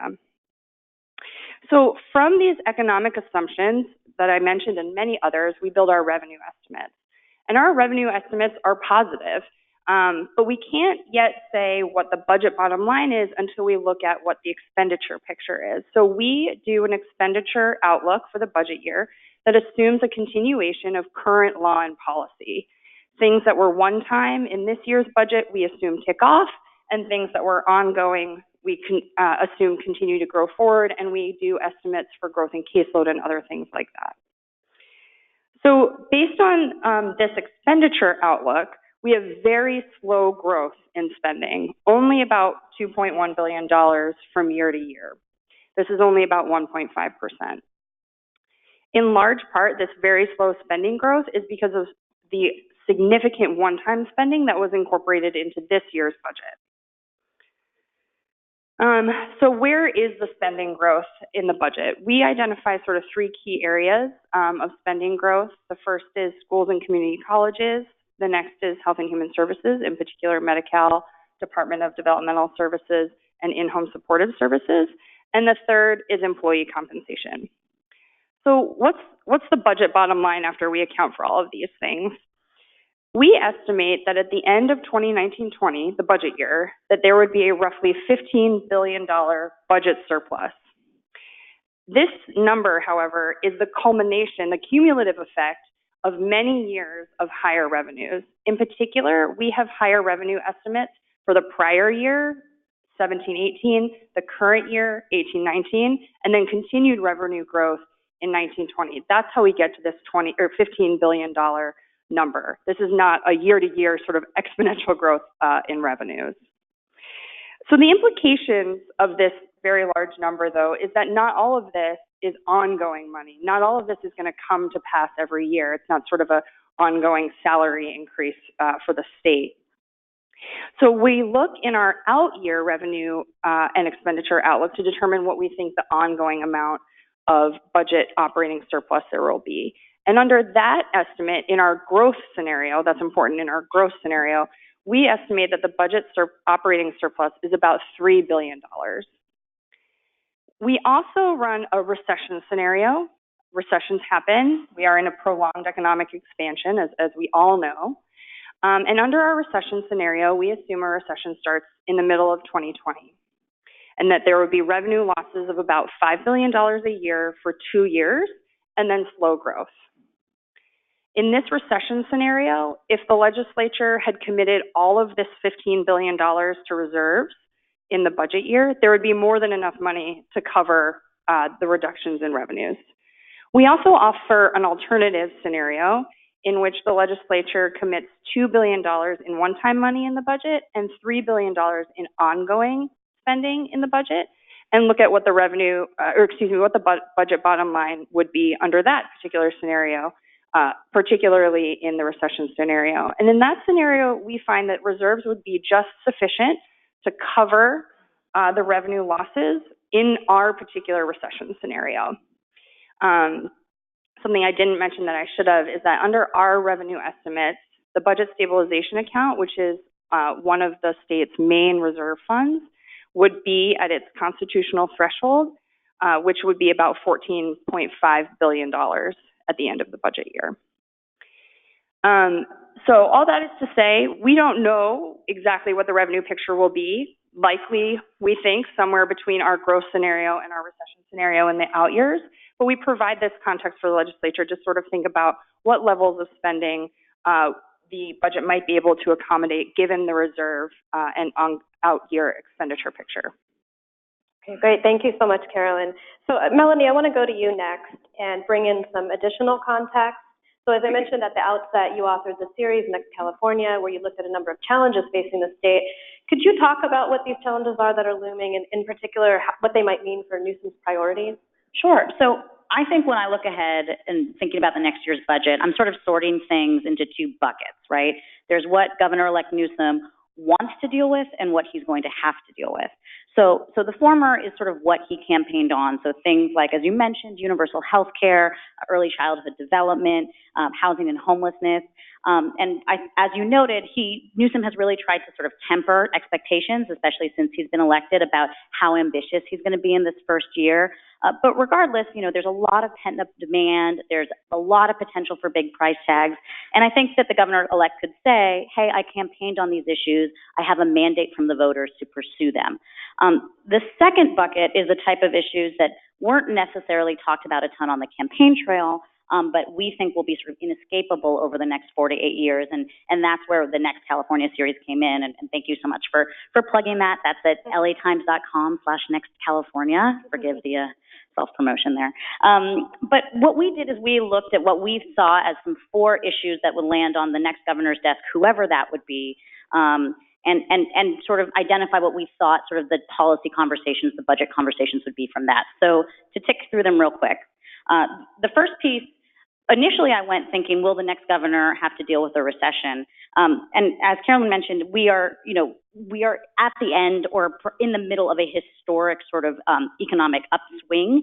And so when you talk to economists, they say, next governor will probably have to deal with some sort of downturn, but we don't know when, we don't know the extent. The fundamentals of the California economy, for the most part, looking pretty good. But what they did say is if there is an economic slowdown, California is vulnerable because of the tax structure that we have. And that is because the reliance that we have for our revenues on personal income tax, and particularly the very, very wealthy and what they're bringing in, that they generate such a disproportionate amount of the state's revenues. And so that led me looking to the volatility in the state's tax structure and how much the state's poorest rely on programs that are funded by the richest. There's a very robust debate about volatility, how bad it is. And obviously, a couple of things to note. If you flattened out the personal income tax, you would be leaving a tremendous amount of revenue on the table in the good years. And it also probably means increasing taxes on the poorest and middle-income Californians, which is politically unpalatable for a variety of reasons. But I think that as long as we have a governor like Newsom, who's talking about major expansions in social programs, such as universal health care, That's going to necessarily require a tax conversation because these major ongoing expenditures don't mesh well with the sort of boom-bust system that we have in our taxes. So the second story took a look at natural disaster and the fact that in California, it is inevitable that a governor will have his or her agenda upended by disaster at some point and probably in multiple points over the course of their tenure. Right now, of course, we are talking about wildfire, as we should be, and there are a lot of potential budget asks that I could see coming in the coming year, not just in terms of recovery, but looking at preventative measures. So vegetation management, for example, or retrofitting existing structures, subsidizing them so we can make them more fire resistant through hardening homes, for example, or putting in interior sprinklers. Those things cost a lot of money. But working on that story, the thing that I really took away was politically, it is so much easier to react to a disaster once it has happened than to spend political capital and to spend money on the front end before things happen. And so what I'm going to be watching is to see what Newsom does now that we're all in the mindset of sort of disaster, how much he's focusing on dealing with the fires that we've seen and how much he's going to be looking ahead to other types of disaster that California tends to face. So we asked both Newsom and Cox during the course of the series, what other disaster would you prioritize? Newsom said earthquake, probably unsurprisingly, given that he's former San Francisco mayor, and mentioned shoring up our water infrastructure to make sure that it can better withstand quakes. Okay, that's going to cost a lot of money. So that's another sort of potential budget ask there. The third story took a look at demographics in the state and sort of the bottom line of we're getting old. And so this statistic in the story really stood out for me. So Department of Finance projections say that over the next 8 years, the number of Californians that are age 65 and older are going to grow by 2.1 million people. For the working age people, ages 25 to 64, say, that segment of the population is going to grow by about 500,000. And the number of Californians age 25 and younger is going to grow by 2,500. So you just see where that sort of age demographic pyramid is going. And that has gigantic implications for our budget when it comes to healthcare, when it comes to in-home supportive services, when it comes to the fact of the number of working age people who are probably going to have to work as caregivers, and if that draws them out of the labor market. And so I think that one of my big takeaways for that particular story is how much middle-income Californians are particularly vulnerable to this. If you're really wealthy, you could probably afford either long-term care insurance or an in-home caregiver, or putting your or a nursing home.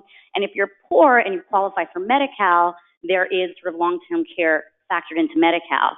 But if you're middle-income, Medicare, the federal healthcare program for older Americans, has no long-term care. So there's kind of this cliff for middle-class Californians that I think the next governor is really going to have to think about, particularly given those demographic projections. And finally, the last story took a look at the changing nature of work and the potential for automation and artificial intelligence really upending our labor market. And that's another area where there's a lot of policy conversations that aren't necessarily related to the budget, but there's also some big budget asks there too. So, how does our community college system factor into retraining workers who might find themselves displaced? What about other workforce development programs? And I think the hardest thing about this topic is we don't really know what we're dealing with. We don't know if it's a robot apocalypse or if it's sort of slow building wave that, we can probably adapt to as it's coming. But the problem is I think if we sit and wait and see, then it may be too late. And I know this is all kind of a bummer, so I apologize. But the last thing I want to note is, as I was putting this story together, those were the 4 stories that we settled on, mainly just for my own sanity's sake. But I had initially 9 different stories in different policy areas that I could see as challenges. And the point being is there were major unresolved questions in nearly every policy lane. And so I think that's where the next governor is really going to have to put his mark. Great, thank you so much. So now I want to drill down and focus on next year's budget specifically and have Chris and Frank weigh in. Given the large surplus, but also the fact that there is sort of this looming threat of a recession. Chris, could you start off by talking about what the legislature's priorities will be? We have some sense of the Assembly's priorities from their blueprint. What about the Senate? Well, the Senate will be developing our specific priorities through more of a kind of a collaborative process. And then the great thing about both what the Assembly does and the Senate does is ultimately our budget is developed out in the open and all the public hearings and things. So ultimately, it'll be fleshed out throughout the over 100 hearings that happens every spring. But for the most part, I think our approach will be to look at the budget in sort of three prongs, and that is building reserves to protect against the next economic downturn, paying down debts, one, because that's a good use of money and we got to pay down our debts, but it also provides more tools in our toolbox once the next downturn comes, and then continuing making progress with the mix of one-time and ongoing funding on things. And so sort of those are the three prongs, and we will continue to build on the successes of making great progress, which we've done over the last 8 years, while preparing for the economic downturn that will come. We don't know when, but it will come, and we need to be prepared for it. Sort of, we got to protect the budget against the next economic downturn, but we also need to build a budget worth protecting. And so that means continuing to build on the fight poverty issues, expand early education, K-12 and higher education, and definitely getting out in front of some of the disasters that we're seeing come about too often. And so you will see, I think, some early action perhaps on some of those issues. So that will be our approach, sort of a three-pronged approach, and with the goal of making more progress so that we can really have a good budget that we will protect in the next economic downturn. And it's really remarkable where we've come in the last 10 years and the bad old days, where we did see the boom and bust revenues lead to boom and bust budgeting. And we've kind of changed that and recognize that volatile revenues really don't have to be a problem if they don't lead to volatile spending. So stabilize our spending, artificially make our volatile revenues more stable, and therefore we don't have to update our revenue system to lower taxes on the wealthy who've kind of taken all the wealth in the first place and increase taxes on everybody else. Because as Melanie mentioned, the middle class is already getting screwed on a lot of other things, including long-term care down the road. So I'm fairly certain we will avoid middle class tax increases in the short term. And if we do a good job protecting the budget, we'll protect programs and tax increases during the next downturn. So that'll be kind of our overarching approach. Okay, great. Thank you, Chris. So I want to turn to you, Frank, now and get your take on what's been said so far. And in particular, I'm wondering if you see any new opportunities with the new governor coming into office to reduce poverty in particular. Chris mentioned that as an issue, long been a priority for the pro tem. The Assembly also put together a task force recently that outlined some recommendations for reducing poverty. Do you see this as an opportunity for next year where we might see more investment? Yes. So, I mean, it's hard to escape from listening to the first three panelists, sort of the undercurrent of prudence. And so there's been a lot of discussion, I think, that's appropriately managed expectations beyond what others might think to be wildly unrealistic expectations, like out of the gate, we end poverty, we cover everyone, we prepare for every disaster. And so I think advocates like those in the human services arena expect that degree of prudence. But we do see opportunities to continue the investments that the legislature and the prior governor have started to make. And I think there's some substantial opportunities over time to make progress. I think the amount of the state budget pie that might be available in any given year, whether it's one time or ongoing, is an important question. Everyone's kind of talked about it. But there's significant policy choices once you decide what slice of that pie goes for ongoing new commitments to what's done. And I think some of the most interesting questions that we'll start to see answers to in the January budget is, what does the new governor think about those micro policy choices within the macro areas? And some of the things that I'm going to be looking at. The governor-elect said in his campaign that poverty is his North Star. And the question, I think, is, what levers does the governor prefer? There are a number of ways to address poverty. One is to give poor people more income. and it's probably, from my association standpoint, probably the most important thing we can do. The current governor thought about poverty, at least in part, in terms of the LCFS and equity in K-12 spending. The governor-elect has talked a lot about early childhood education as an anti-poverty strategy. So exactly where the new governor decides to put his thumb on the scale for to address the poverty question is going to be really important. How the governor treats the ongoing commitments made in last year's budget is going to be a really interesting and important question.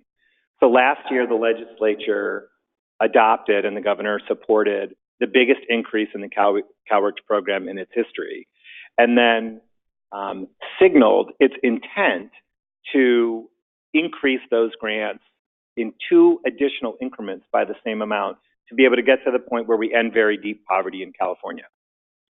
Does the governor on January 10th include that next step in his budget? Or does he assume that that will be part of a legislative deliberation where that step would compete with any number of other important priorities that are on the table? Obviously, we very much want to see those included in the governor's baseline budget, in the way the legislature assumes its baseline budget is put together. So we're not redebating or recompeting for the second and third steps of that important CalWORKs increase. There's a similar dynamic with the way the legislature did a fantastic thing last year and the governor, by ending the policy that prohibited people on SSI from accessing CalFresh. The way the state of California goes about holding every person in the state harmless so that no one is actually harmed by that policy was funded with one-time money, again with the intent to sort of permanently establish that hold harmless. How is that treated in the budget and in the budget deliberations, I think, is an important policy choice. I think it's hard to conclude, it's hard to assume that there won't be a significant discussion about child care in the budget. The governor-elect has talked about it a lot. It's a very high priority for those of us in the human services community. The Women's Caucus has been very important. But there are policy choices within that debate, within that arena as well.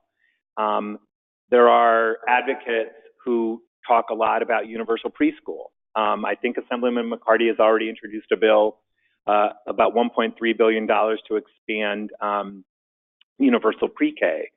There are people in the child care world that think and worry about working people for whom school time care doesn't really address their child care need if they're working at night and they're working on the weekend. And so flexible vouchers that working people can use outside of school hours is important as well. And there's been a tension in the child care community, not that either one of them aren't important, but in a world of limited resources, how do we make those allocation decisions? And I think that's going to be an important policy issue to watch. 2 others quickly: homelessness. I think the governor-elect and the legislature will continue to do work to address housing affordability and homelessness crisis in our state. It's kind of a no-brainer.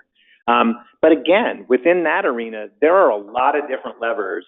Some of them complementary, some of them might be in competition for how you address that question. Obviously, there's what can the state do to increase the supply of affordable housing? No matter what we do, I would submit that's sort of a long-term set of solutions. In the short run, what are the levers that the governor and the legislature might pull to address housing affordability today and homelessness today? Rental assistance. Reimagining and funding what some people derisively called shelters, but some way to get unsheltered people off the street and into high quality temporary housing where their needs can be met, where their pets are welcome, where they won't get beat up and have their stuff stolen, and where they'll have easy access to mental health and other substance abuse and other supportive services. How does the governor-elect and the legislature look at new money in this arena, or do they look at perhaps trying to have a discussion about how existing money is programmed. There was a fairly large amount of money that was provided to cities and continue of care. That was also one-time money. Is it continued? If it is continued, does the new governor sort of want to put his mark on what local governments and continue of care can do with that money? Does the governor address the governance issue in homelessness? He's talked about a czar or a cabinet level person. I think it'll be very interesting to see if the governor makes appointments or does things within the organization of his administration or his cabinet to address, I think, what he has accurately identified as not a clear line of authority to somebody very close to the governor who is in charge, because the services, both on the housing and the homelessness side, are dispersed among so many different agencies and cabinet agencies. And then finally, I'm glad this was one of the stories that Melanie in the LA Times chose, long-term care and aging. There will be an immediate thing we're going to see in the January budget, and that is a report that's required by statute,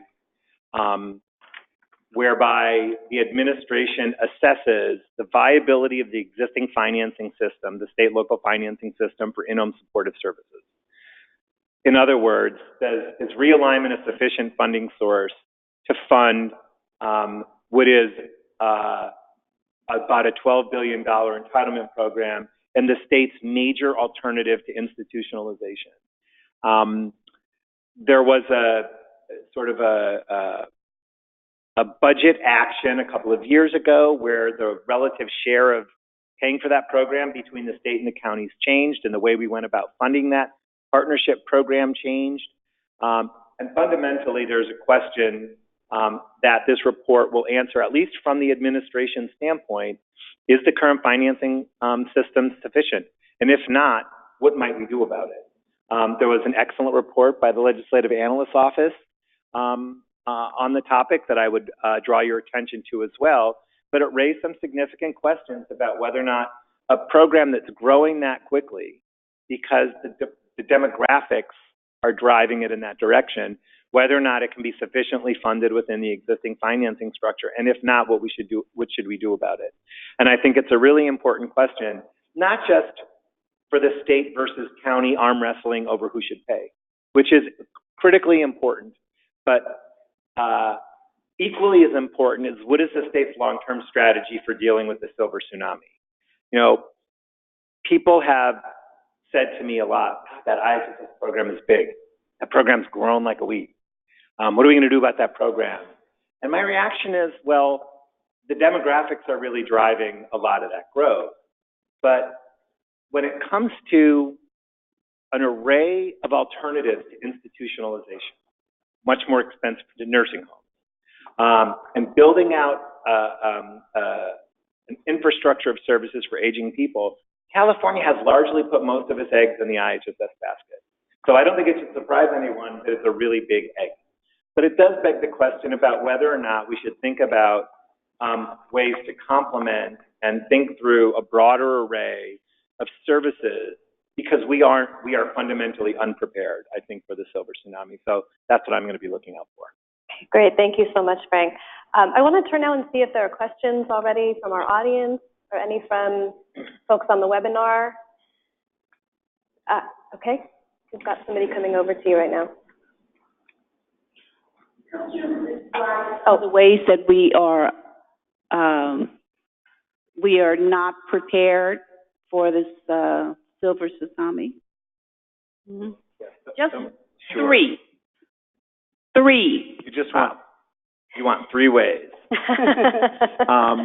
I think investments in day programs, investments in income and retirement security, and investments in supportive services to help people who are living longer stay at home, that isn't just a home care worker.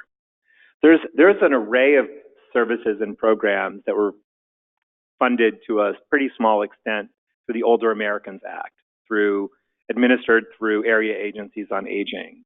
They were cut quite a bit during recessions, and they've not bounced back the way other programs have. So the long-term care ombudsman program, with the program formerly known as Meals on Wheels.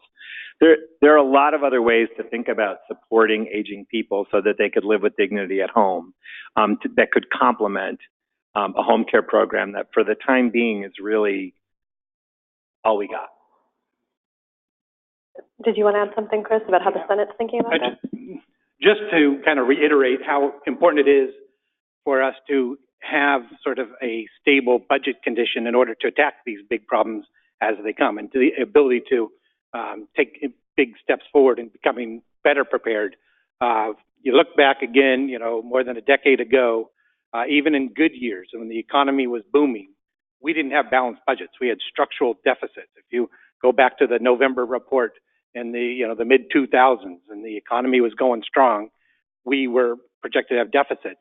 And so if the idea then was to, let's solve a big problem, good luck. We can't even pay the bills we have right now. And so it's so frustrating to not make as much progress as we'd all like on the spending side of the budget, but getting our fiscal condition in a healthy spot puts us in a position to actually take the next steps on things.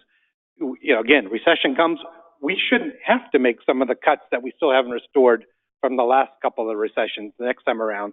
So when the next recovery comes, we'll be able to pick up where we left off and continue making progress. So we have a lot of work to do, but at the very least, we're starting from a spot of fiscal health to tackle those problems.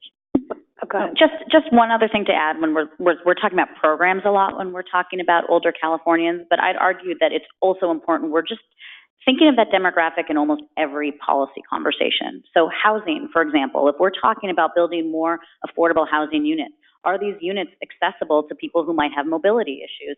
Homelessness, the population of older Californians that are homeless, that's, I believe, the fastest growing homeless population, at least that was the case in Los Angeles County. When we're talking about things like air quality, a lot of times we're talking about asthma and the effect on children, how close are, sources of pollution to playgrounds or schools. Well, older Californians, older people actually have incidents of asthma go up as well. So I think that it is very much a looking at individual programs that are targeted to these populations, but I also think it's just a general reorientation to every policy conversation has to think our demographics are different and Californians are older, and how does that affect that policy conversation? And there's just one other wrinkle to this discussion about demographics in California that I would add, which is that California has very low growth in children. So we don't have a lot of births in California. From a technical standpoint, in terms of the budget, that means that there's not as much spending required for schools. So that doesn't mean the legislature might make different choices about what level of funding to provide to schools, but it does mean that there is not, on top of the pressures because of the aging populations, also pressures from the Proposition 98 calculation to provide additional funding for more children. Now, there are economic consequences, of course, in the very long term of fewer children in California, but in terms of sort of the more immediate term, there is less pressure on the schools funding side because we have, from our office's perspective, likely declines in the number of children in California.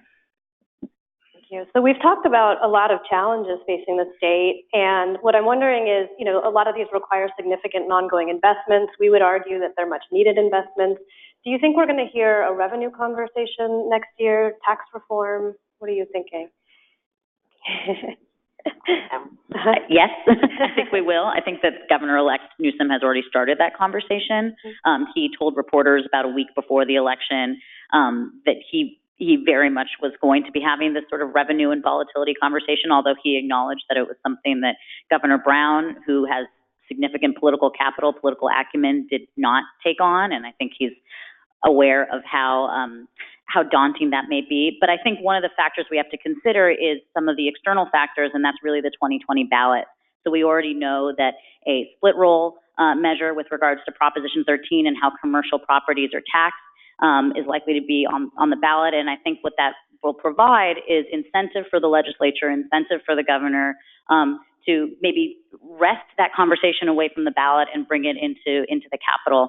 And so I absolutely think, Governor-elect Newsom has already said that he sees a problem with volatility, that he thinks that volatile revenues means problems for particularly women and children, poor people, because of the boom-bust nature of these revenues.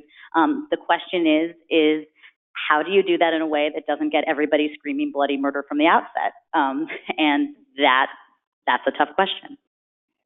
I'll jump in on that. Volatile revenues can be a problem, but if they don't lead to volatile spending, they don't have to be a problem. And ultimately, what I always encourage folks who talk about wanting to do tax reform and revenue reform, that it's fine. If you want to look at the sales tax has dropped as a share of our overall revenues because we've moved from a goods-based to a service-based economy. So look at maybe we should expand to tax services. And so if the answer to that question is yes, then you say, okay, well, what do we do with the revenues generated from expanding taxes to services? Should we just then, lower the sales tax rate overall, which could make a lot of sense. It's sort of a lower sales tax rate, but a broader base that you're taxing, that could make sense. Or should we use some of the money to tackle some of the problems we're talking about now? So we have additional revenue so we can make new investments. The third answer, which I don't think makes a ton of sense, no David Axelrod, but the third answer of broadening the taxes on lower income and the middle class and then giving the wealthy a tax break seems kind of not the right direction. We saw what, even the federal government, their big tax break for the wealthy hasn't gone over too well. And so I don't think the kind of the decades old argument that we are too dependent on the wealthy for their income tax and it's causing volatility, that the answer is lower taxes on the wealthy and increase taxes on everybody else. Hey, it's always good to look at the revenue system and see if there's improvements to be made and better ways to use all of our state's resources. If there are other questions, yes. Hi. So I wanted to respond to what the lady asked regarding the shortchanging of the aging population. I think one component that we haven't addressed, and with thank you to the speakers for raising the issue in general, is the workforce issue, which is there's this boom in this population and someone needs to be providing the services, and we all have just talked about the demographic and that there's less working age people to provide the care for the non-working age people. There's also the question of recruiting and retaining workers when you're paying them minimum wage, and they can go, and I say this with all due respect for folks who work in coffee shops, but they could go work in a coffee shop and make more money and do a lot less stressful and difficult work. And let me just point to an example. In Butte County. Could you frame this as a question so we could get that? Oh, I'm sorry. I wanted to respond to the workforce issue. That is a major lack of investment in terms of the state and or the counties or whomever. And I would love attention to be paid on and any ideas on what folks might have on how do you deal with raising wages for these workers?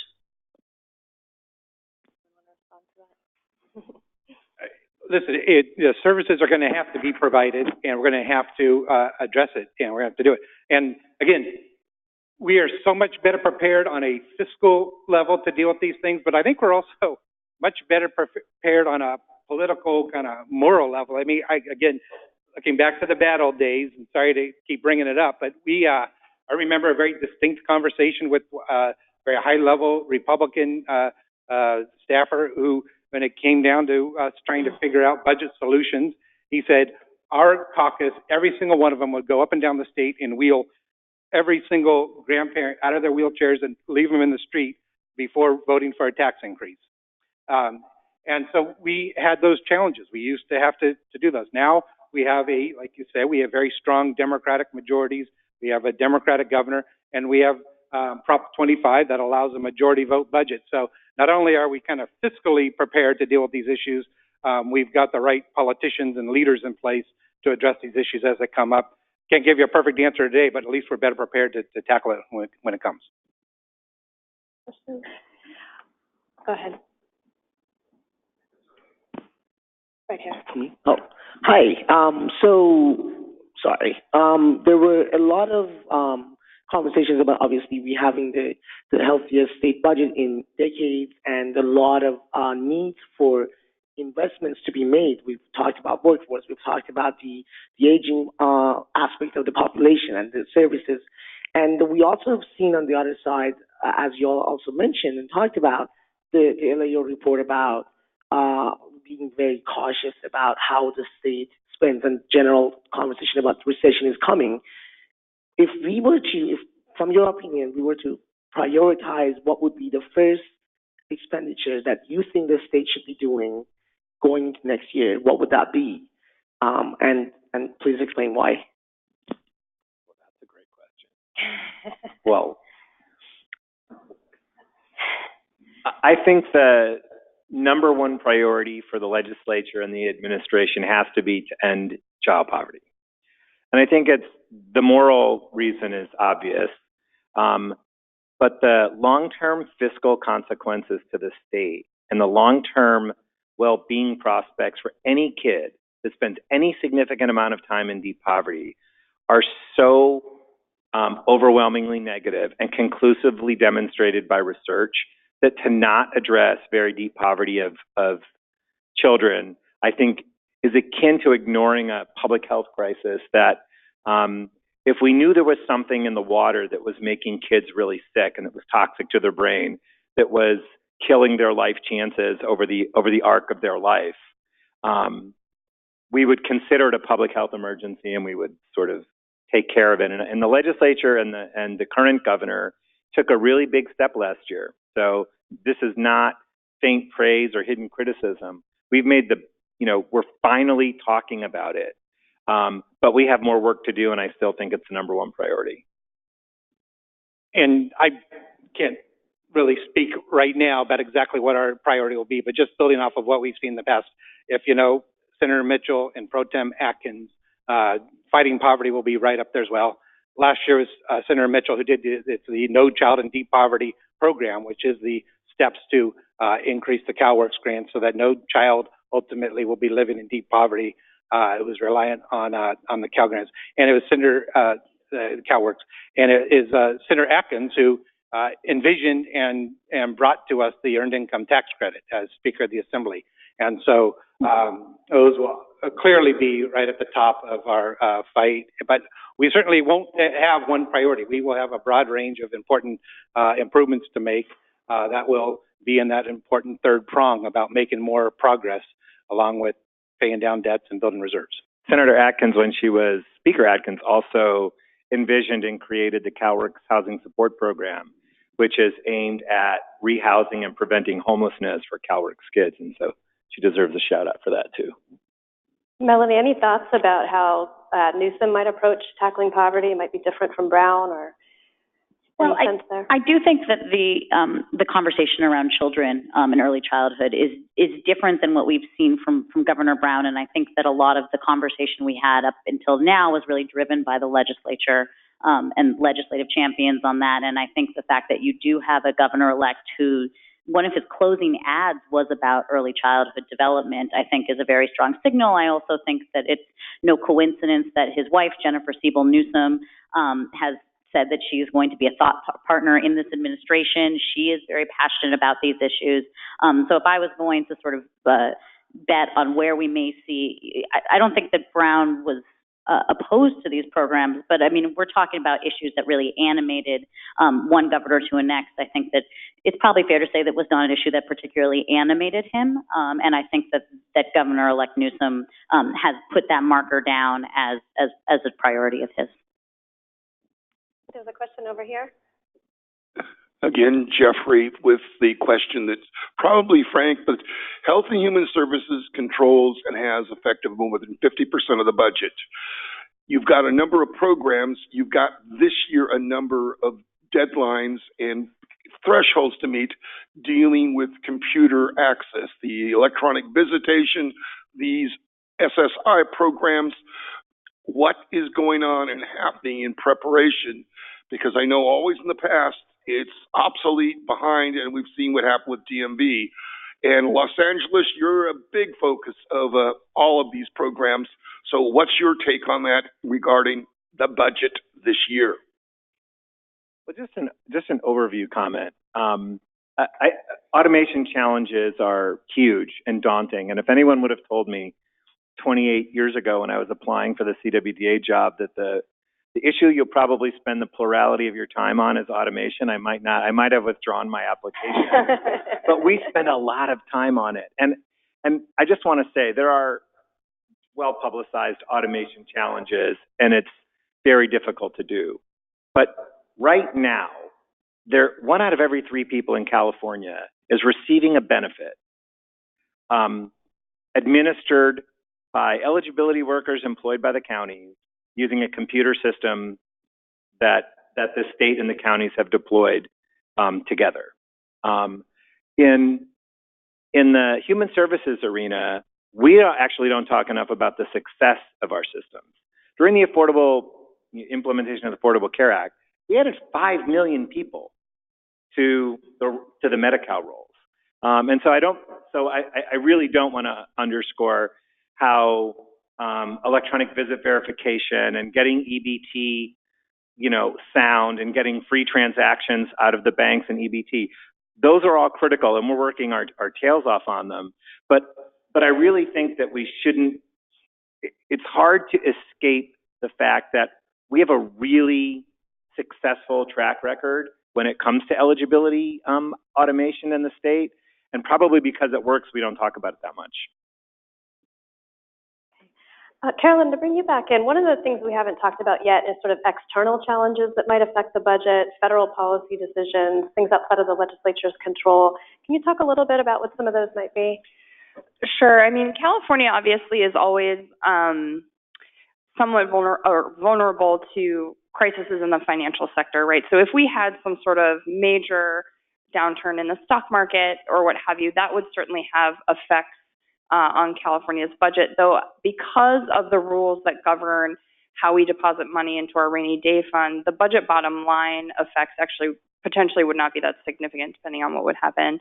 One of the biggest risks that we highlight in our outlook are potential trade disputes and the sort of secondary and tertiary effects that could permeate throughout California if there really was a full-scale trade war.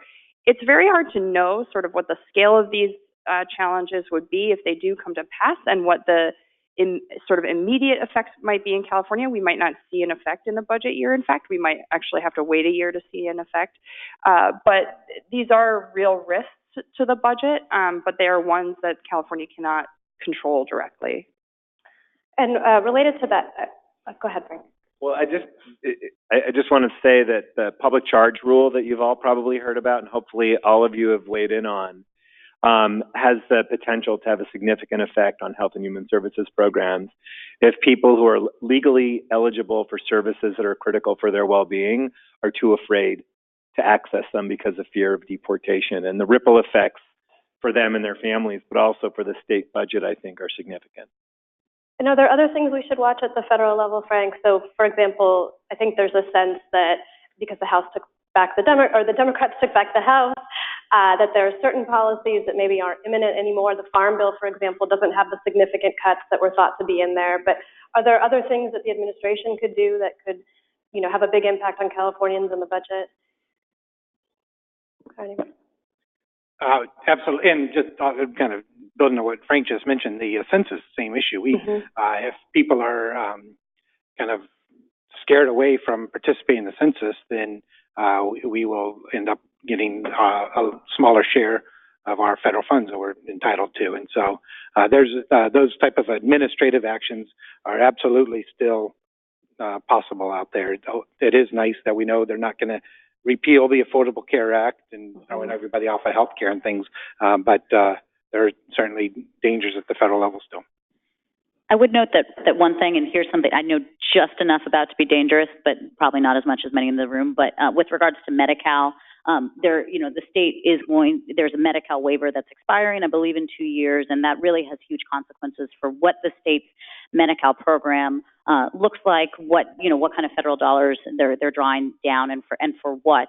And my understanding is that the Obama administration, when it approved the last Medi-Cal waiver, kind of gave the indication that even a Democratic administration may not love sort of the next go around, but now you have a more hostile federal government, and I think that does have major implications for sort of the interior workings of the state's Medi-Cal program, not just kind of the question of Medi-Cal funding from the federal government, which of course was the big sort of nightmare scenario for the last 2 years. This question of if federal government decides to block grant Medi-Cal, for example, that California could really have some serious consequences. That threat from Congress is now gone, but there are administrative points of influence that I think are going to be crucial. Other questions? Over here. Hi, I have a question related to corrections. So the Public Policy Institute of California let out a report recently saying that arrests are down, and I think California Budget Policy Center's criminal justice report recently found that the prison population, we're making some progress in decreasing the prison population to constitutional levels. I'm just curious about the impact that this will have both in the short term and the long term on the state budget. I think in terms of the long-term implications for the state budget, I think it becomes a question of whether if the prison population reaches a point where we could close a prison, that would have significant implications for the state budget. But in terms of current ongoing savings from a lower prison population, I think they're not quite as significant. But I think Chris could probably weigh in more. And one of the conundrums on prison funding throughout the years is the cheapest thing to do in the prison world is the housing nature of it, and it's the services that cost more money and things. And so in many ways, while it's great to see the population going down, and if we could close a prison, it would be even better. It doesn't mean we shouldn't be investing a lot of that savings back into programs so that when people do come out, they're ready to participate in the in society again and be productive, and not just keep the same bare bones housing costs in place for them. The question's right here. Hi again. My name is Pasha, and I should have earlier introduced myself. I'm with the UC Student Association. I had a follow-up question, a second question, and this one is shifting gears towards higher education. You all kind of focused and briefly mentioned about the need for the workforce, an educated workforce, and we know that within the next 10 years, California is going to be having a shortage of about over 1 million educated workforce to meet its demands. On that front, there is obviously a lot of interest around introducing policies to try to close this gap. But in your opinion, what are some best practices? What are some things that you think should be immediately invested into? Some things that maybe are more visionary down the line, but maybe not particularly doable now. What are some policies to try to close this gap at the higher education level? Well, first off, we need to expand enrollments at all three levels: community college, CSU, and UC. And we're working hard to do that. One of the problems in the UC system is, during the Great Recession, we really cut UC's budget pretty harshly. And what they did to alleviate that is enrolled more out-of-state and foreign students who pay a much higher tuition. And they kind of enjoyed those higher tuitions coming from them, and it's hard to wean them off that. So we've actually asked the UC to come up with a plan, and they're supposed to propose it to us in the late winter on kind of reducing enrollments of out-of-state and foreign students, and then replacing them with state students. And it'll be on us to fund that. We're kind of responsible for them going down that road in the first place with the dramatic cuts we made. And so it'll be up to us to help backfill those costs. So it'll be interesting to see what they propose. But we do need to expand enrollments. We do need to make sure that California students all have a shot at our universities and not have so much space taken from out-of-state students. But we also need to make sure we have it is important part of the diversity of the university system. You want to have foreign and out-of-state students. You don't want to have zero, but up, some campuses it's up over 20%, and that's too high. So hopefully expanding enrollments, hopefully lowering the slots taken by out-of-state students, replace them with California students, will be a good way to do that. One of the, oh, you're gonna, go ahead. Oh, I just, one other thing that I came across a lot during my future of work story was this conversation of how much we're valuing and prizing a four-year college degree as opposed to other ways, competencies, certificates, associate's degrees, others that can convey to employers that these students or these workers have skills that fit the changing, nature of work.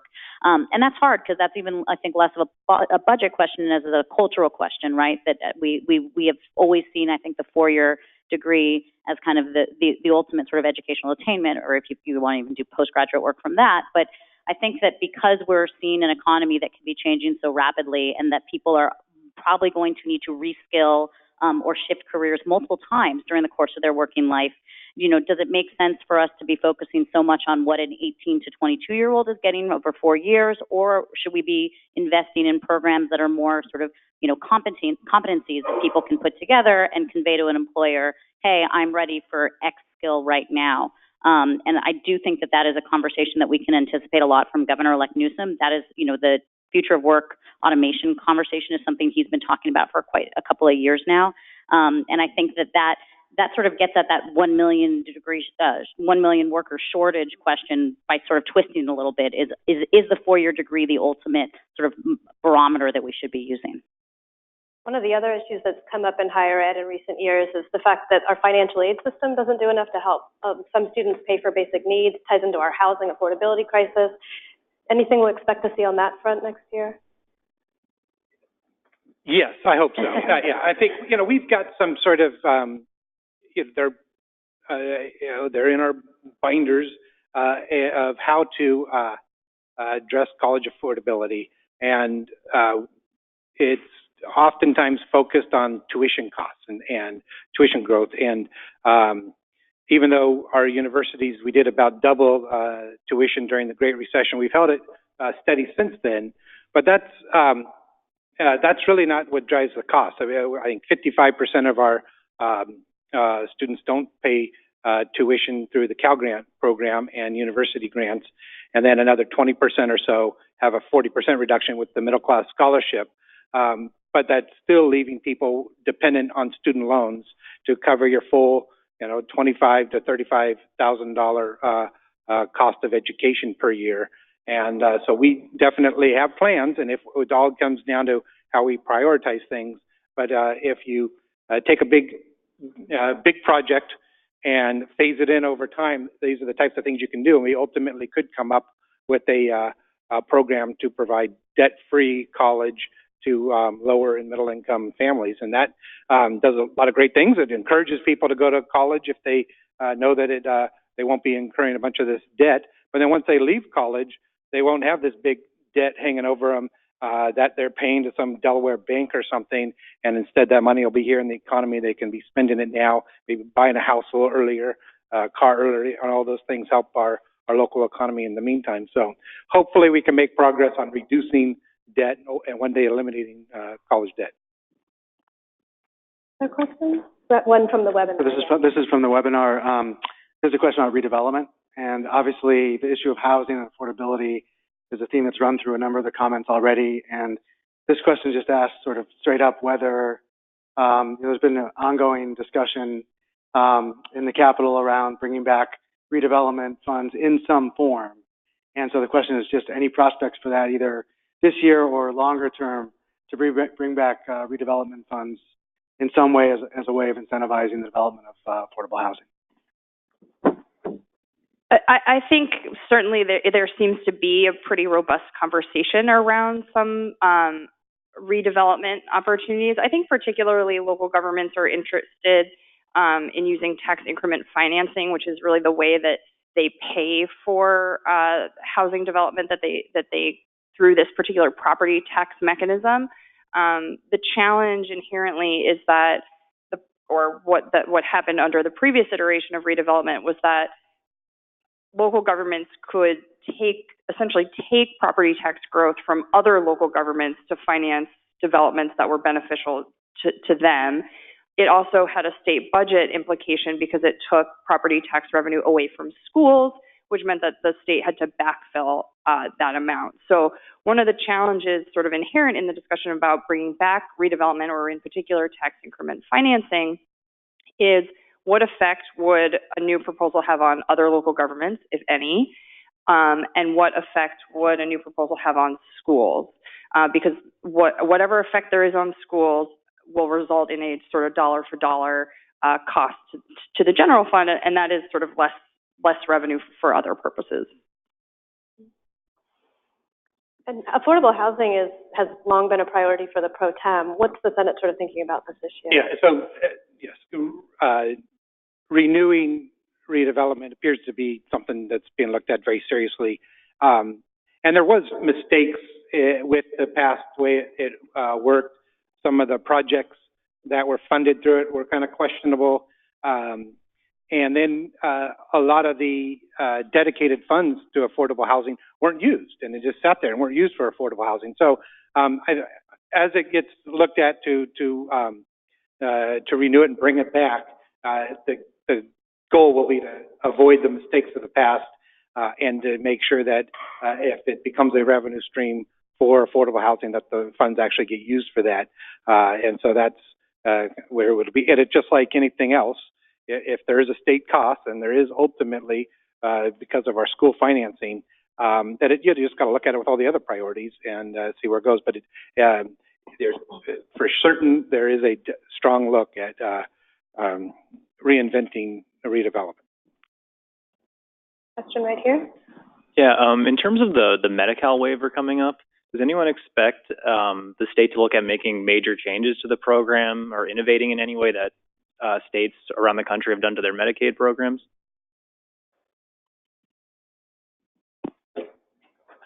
I don't have specifics on that.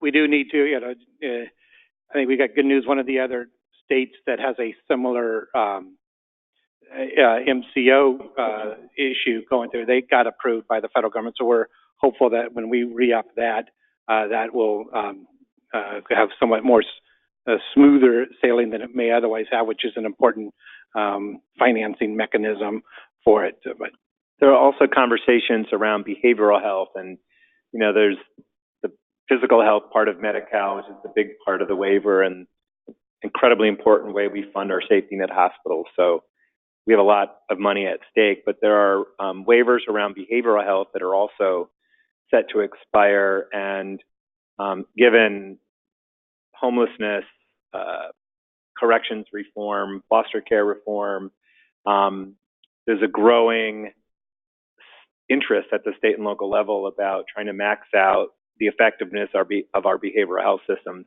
both in terms of substance abuse and mental health. And so I suspect that there'll be conversations around ways to enhance our behavioral health system as part of the waiver negotiations. Question over here. Thank you. So I have two questions that I think build upon some of the discussion here. So one of them is around justice reform and what we're expending. We started to touch on this maybe around housing and services, which are expensive, what we might be projecting in the coming year, as well as for child welfare, specific to child welfare reform, with ongoing implementation around the community care reform, as well as some short-term, I know it's changed, treatment programs, I think is the new acronym, and what fiscal impacts that will have as some of those homes are not being transitioned from group homes. I'll take the latter part, the child welfare part. The question references CCR, or the Continuum of Care Reform, and as of December 31st of this year, the group home as we knew it in prior law is no longer. And children have to be placed in short-term, STRTP, short-term therapeutic, I'm forgetting the acronym. And the conversion has been a challenge, in part because those facilities, group care facilities, have to do a number of things to be able to convert to STRTPs, including get contracts to deliver behavioral health services.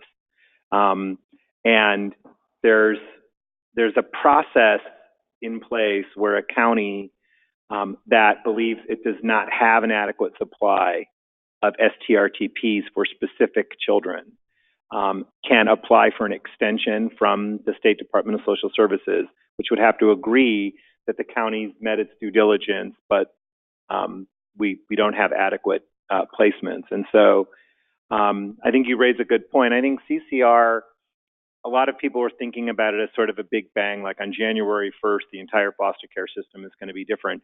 But it really is an evolution, and that is just one piece of it. But you correctly identify, I think, a key challenge. Another key aspect of implementing CCR that's been challenging have been kids that are served in multiple systems. So if we have a child in foster care who's also a client of a regional center, who also might be a client of a special education, the coordinating services and finding adequate, healthy, effective placements for those kids has been particularly difficult. And there's been a lot of work recently at the state level to try to coordinate DDS and DHCS and DSS to try to assist locals who are dealing with children who too often are being seen as some other system's client, not ours. And so if you have to watch out for things that we need to fix, the service coordination for multi-system involved, high needs youth who've suffered significant trauma is something to look at. And I absolutely think that criminal justice reform issues will continue to be worked on. It's good. Assembly, Senate, there's a real good collaboration on that as well. Question over here? Yes. I was wondering, question to you, Chris. Are there any plans to pick up the drinking water issues that are impacting disadvantaged communities? Yeah, yes, there will be, and we're talking about that. And I think we need to look broadly approach on that. And so I don't want to get too much specifics because we are wanting to continue that. We're California. Yeah, we shouldn't have communities throughout the state that don't have access to clean drinking water. That's sort of the bottom line, and we should be able to figure out a way to take care of that. There's a question right here. I wonder if there are any concerns regards cut of fundings from federal sources, and if so, what effects those could have in a worst case likely scenario. Well, I'll just reference actually something Chris said earlier, and also a plug for our office, in all honesty. One of the issues discussed frequently is potential implications to federal funding to the state based on the 2020 census. I think that's sort of like what a lot of folks have their eye on now, given that the change in leadership in the House of Representatives, sort of the overall fiscal picture for states from a federal funding perspective isn't likely to change significantly, I don't think. And our office is actually going to issue a report on Thursday that looks at kind of what different scenarios mean in terms of the funding implications for California. And, you know, one of the largest pieces of federal funding that we get in California is for our Medi-Cal program. We are currently at the lowest possible federal match level for that program. We can't go lower. We could go higher if a number of different things came to pass, but in terms of that really big bucket of funding, in terms of the census, it likely should not be at risk. I think the things that we worry about are those that are within the administrative discretion of the Trump administration. There are things that we were worried about, the Farm Bill, the reauthorization of the TANF program, that we're much less worried about now, given the 2018 midterm elections. But the public charge rule and the renegotiation of the Medicaid waivers are the things that we're the most anxious about. I mean, one thing that might be in our favor is that in the midterms, bad votes on healthcare really were the thing that ushered out quite a few people, Republicans, who had been in Congress for a long time. And so the question is, well, if that translates into, within the Republican Party, a more institutionalized anxiety about being poorly positioned on healthcare, an issue that the public obviously really cares about and doesn't agree with them on, whether or not that would translate into pressure on the White House to not take additional antagonistic issues that could be accurately characterized as being bad for health. I think that's likely to happen.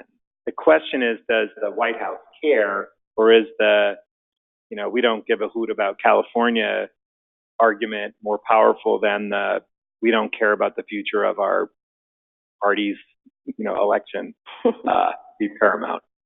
Okay, we've got another question here. I would like to go back to the census and following that, what are we doing to impact participation in the census? California's representation, legislative-wise, how the number of people that you have this information affects policy. So are we doing anything or plan to address the general public to encourage participation or what? Yes, we, in last year's budget, we put a significant amount of money to fund census outreach and things, and we expect to do that in the coming years all the way through it. We do it every 10 years when this comes up, but we're putting much more emphasis in it this time around just because of the nature of the situation right now. And another thing that's being done, not in the Capitol, but adjacent to it, is, the big concern is the inclusion of a question about citizenship status and the fear that will dissuade people from participating, particularly in an immigrant-heavy state like California. And so we do have Attorney General Javier Becerra challenging the inclusion of that question, along with, a variety of other state attorneys general. And I think that the question of if that question is ultimately included or not is going to have serious implications for how comfortable people feel participating. Okay, there's a question right here. Or for Carolyn or Chris, can you explain what tools the state has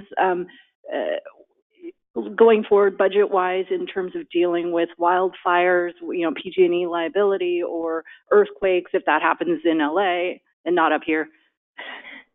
I wonder if you can go through sort of what tools, budgetary tools, does the state have, beyond just our existing operating fund? I think there are a lot of questions, I think, wrapped up in what you're asking. And there are short-term costs, right, to respond to the natural disaster. In large part, those are actually, for some types of disasters, reimbursed by the federal government. The state pays upfront, but then a lot of that is reimbursed by the federal government.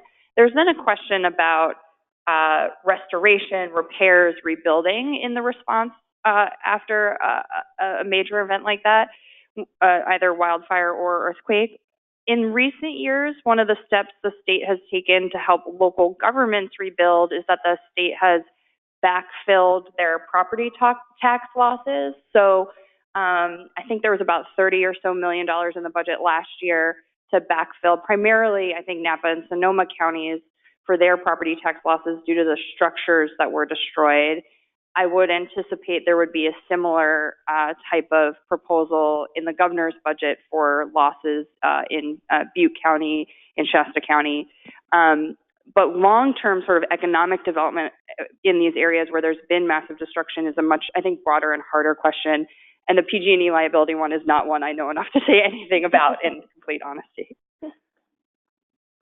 I think that covers everything. I think in, some of the, those awful earthquakes in the past, the state, we've gone to the voters and gotten bonds to help rebuild things as well and things. So. And the governor has significant emergency powers, particularly in the wake of an emergency. And so we saw that, for example, in '94 after the Northridge earthquake with Pete Wilson. There's a lot of kind of what he had called red tape, but other regulations that you can kind of to accelerate some of the rebuilding. And of course, the very famous rebuilding of the 10 freeway that he incentivized the contractors to get it done. In just a couple of months' time, as opposed to, I think, year plus that was projected. So there's, in addition to budget tools, there's also sort of executive powers that could be used. So this is another one that came in via the webinar. There was a comment earlier on the panel about the importance of providing access to preschool and child care for people who are in non-traditional or evening and weekend work situations. And the question has to do with any prospects for boosting the reimbursement rate for license-exempt childcare providers, which many people probably know are typically family or relatives providing care, particularly weekend and evening hours. So anything the panel would want to say about prospects for boosting the reimbursement rate for those types of providers in the coming year or looking forward? We've made significant improvements in childcare in the last several years, and I would expect that will continue to be on the table as we go forward next year as well. You know, the specifics will develop as we go. Any other questions? Yes. There was one more that came in online. This one was actually via Twitter, and sort of a more general question kind of for the entire panel, which is, given your own sort of perspective and expertise and where you sit vis-a-vis the budget process and the budget deliberations, if you had to identify just one top budget priority for the coming year, what would that be? Yeah. Well, I don't know if this is a budget priority, but the first question our office suggests or recommends the legislature consider is its overall reserve target. What do you want your total reserve target to be? I think many of you already know that the rainy day fund, which has constitutional rules that govern sort of deposits into it and deals with some of the volatility that Chris referenced, it's set at 10% of general fund revenues. And under our outlook, we think we're going to fill that. So we'll be at $14.5 billion in that account by the end of 1920 under our revenues. The question, though, we are often asked is, well, should the state save more? I think we would generally say yes, but we don't answer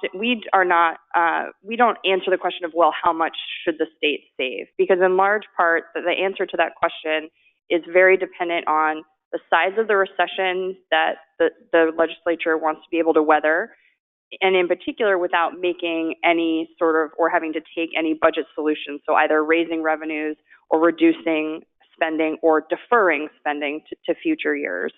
So that's sort of the first table setting question we often suggest the legislature consider, and then consider sort of what other spending choices it wants to make. And not to get too specific, but it's, responsibly budget for the next economic downturn, but build a budget worth protecting. So to cop out, I'm a journalist, I don't have opinions, but I will say that in the course of reporting the series I did, it became almost a joke with my colleagues that inevitably for every topic there would be a source that would say at some point, this is really a housing issue, right? It is stunning to me how much housing continually comes up as either a root cause or a sort of ancillary effect of whatever problem we're talking about. The fact that housing in our state's housing crisis is such a driver of the overall supplemental poverty rate. So while I'm not saying that I think it should be a priority, I do note that in the course of my reporting over and over again, it all seems to come back to housing. I think that's a good question to end on. I want to thank our panelists for participating today and thank all of you for coming out to our event.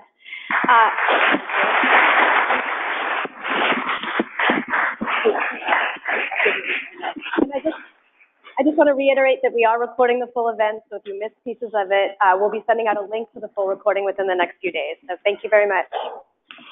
Thanks. Get this off.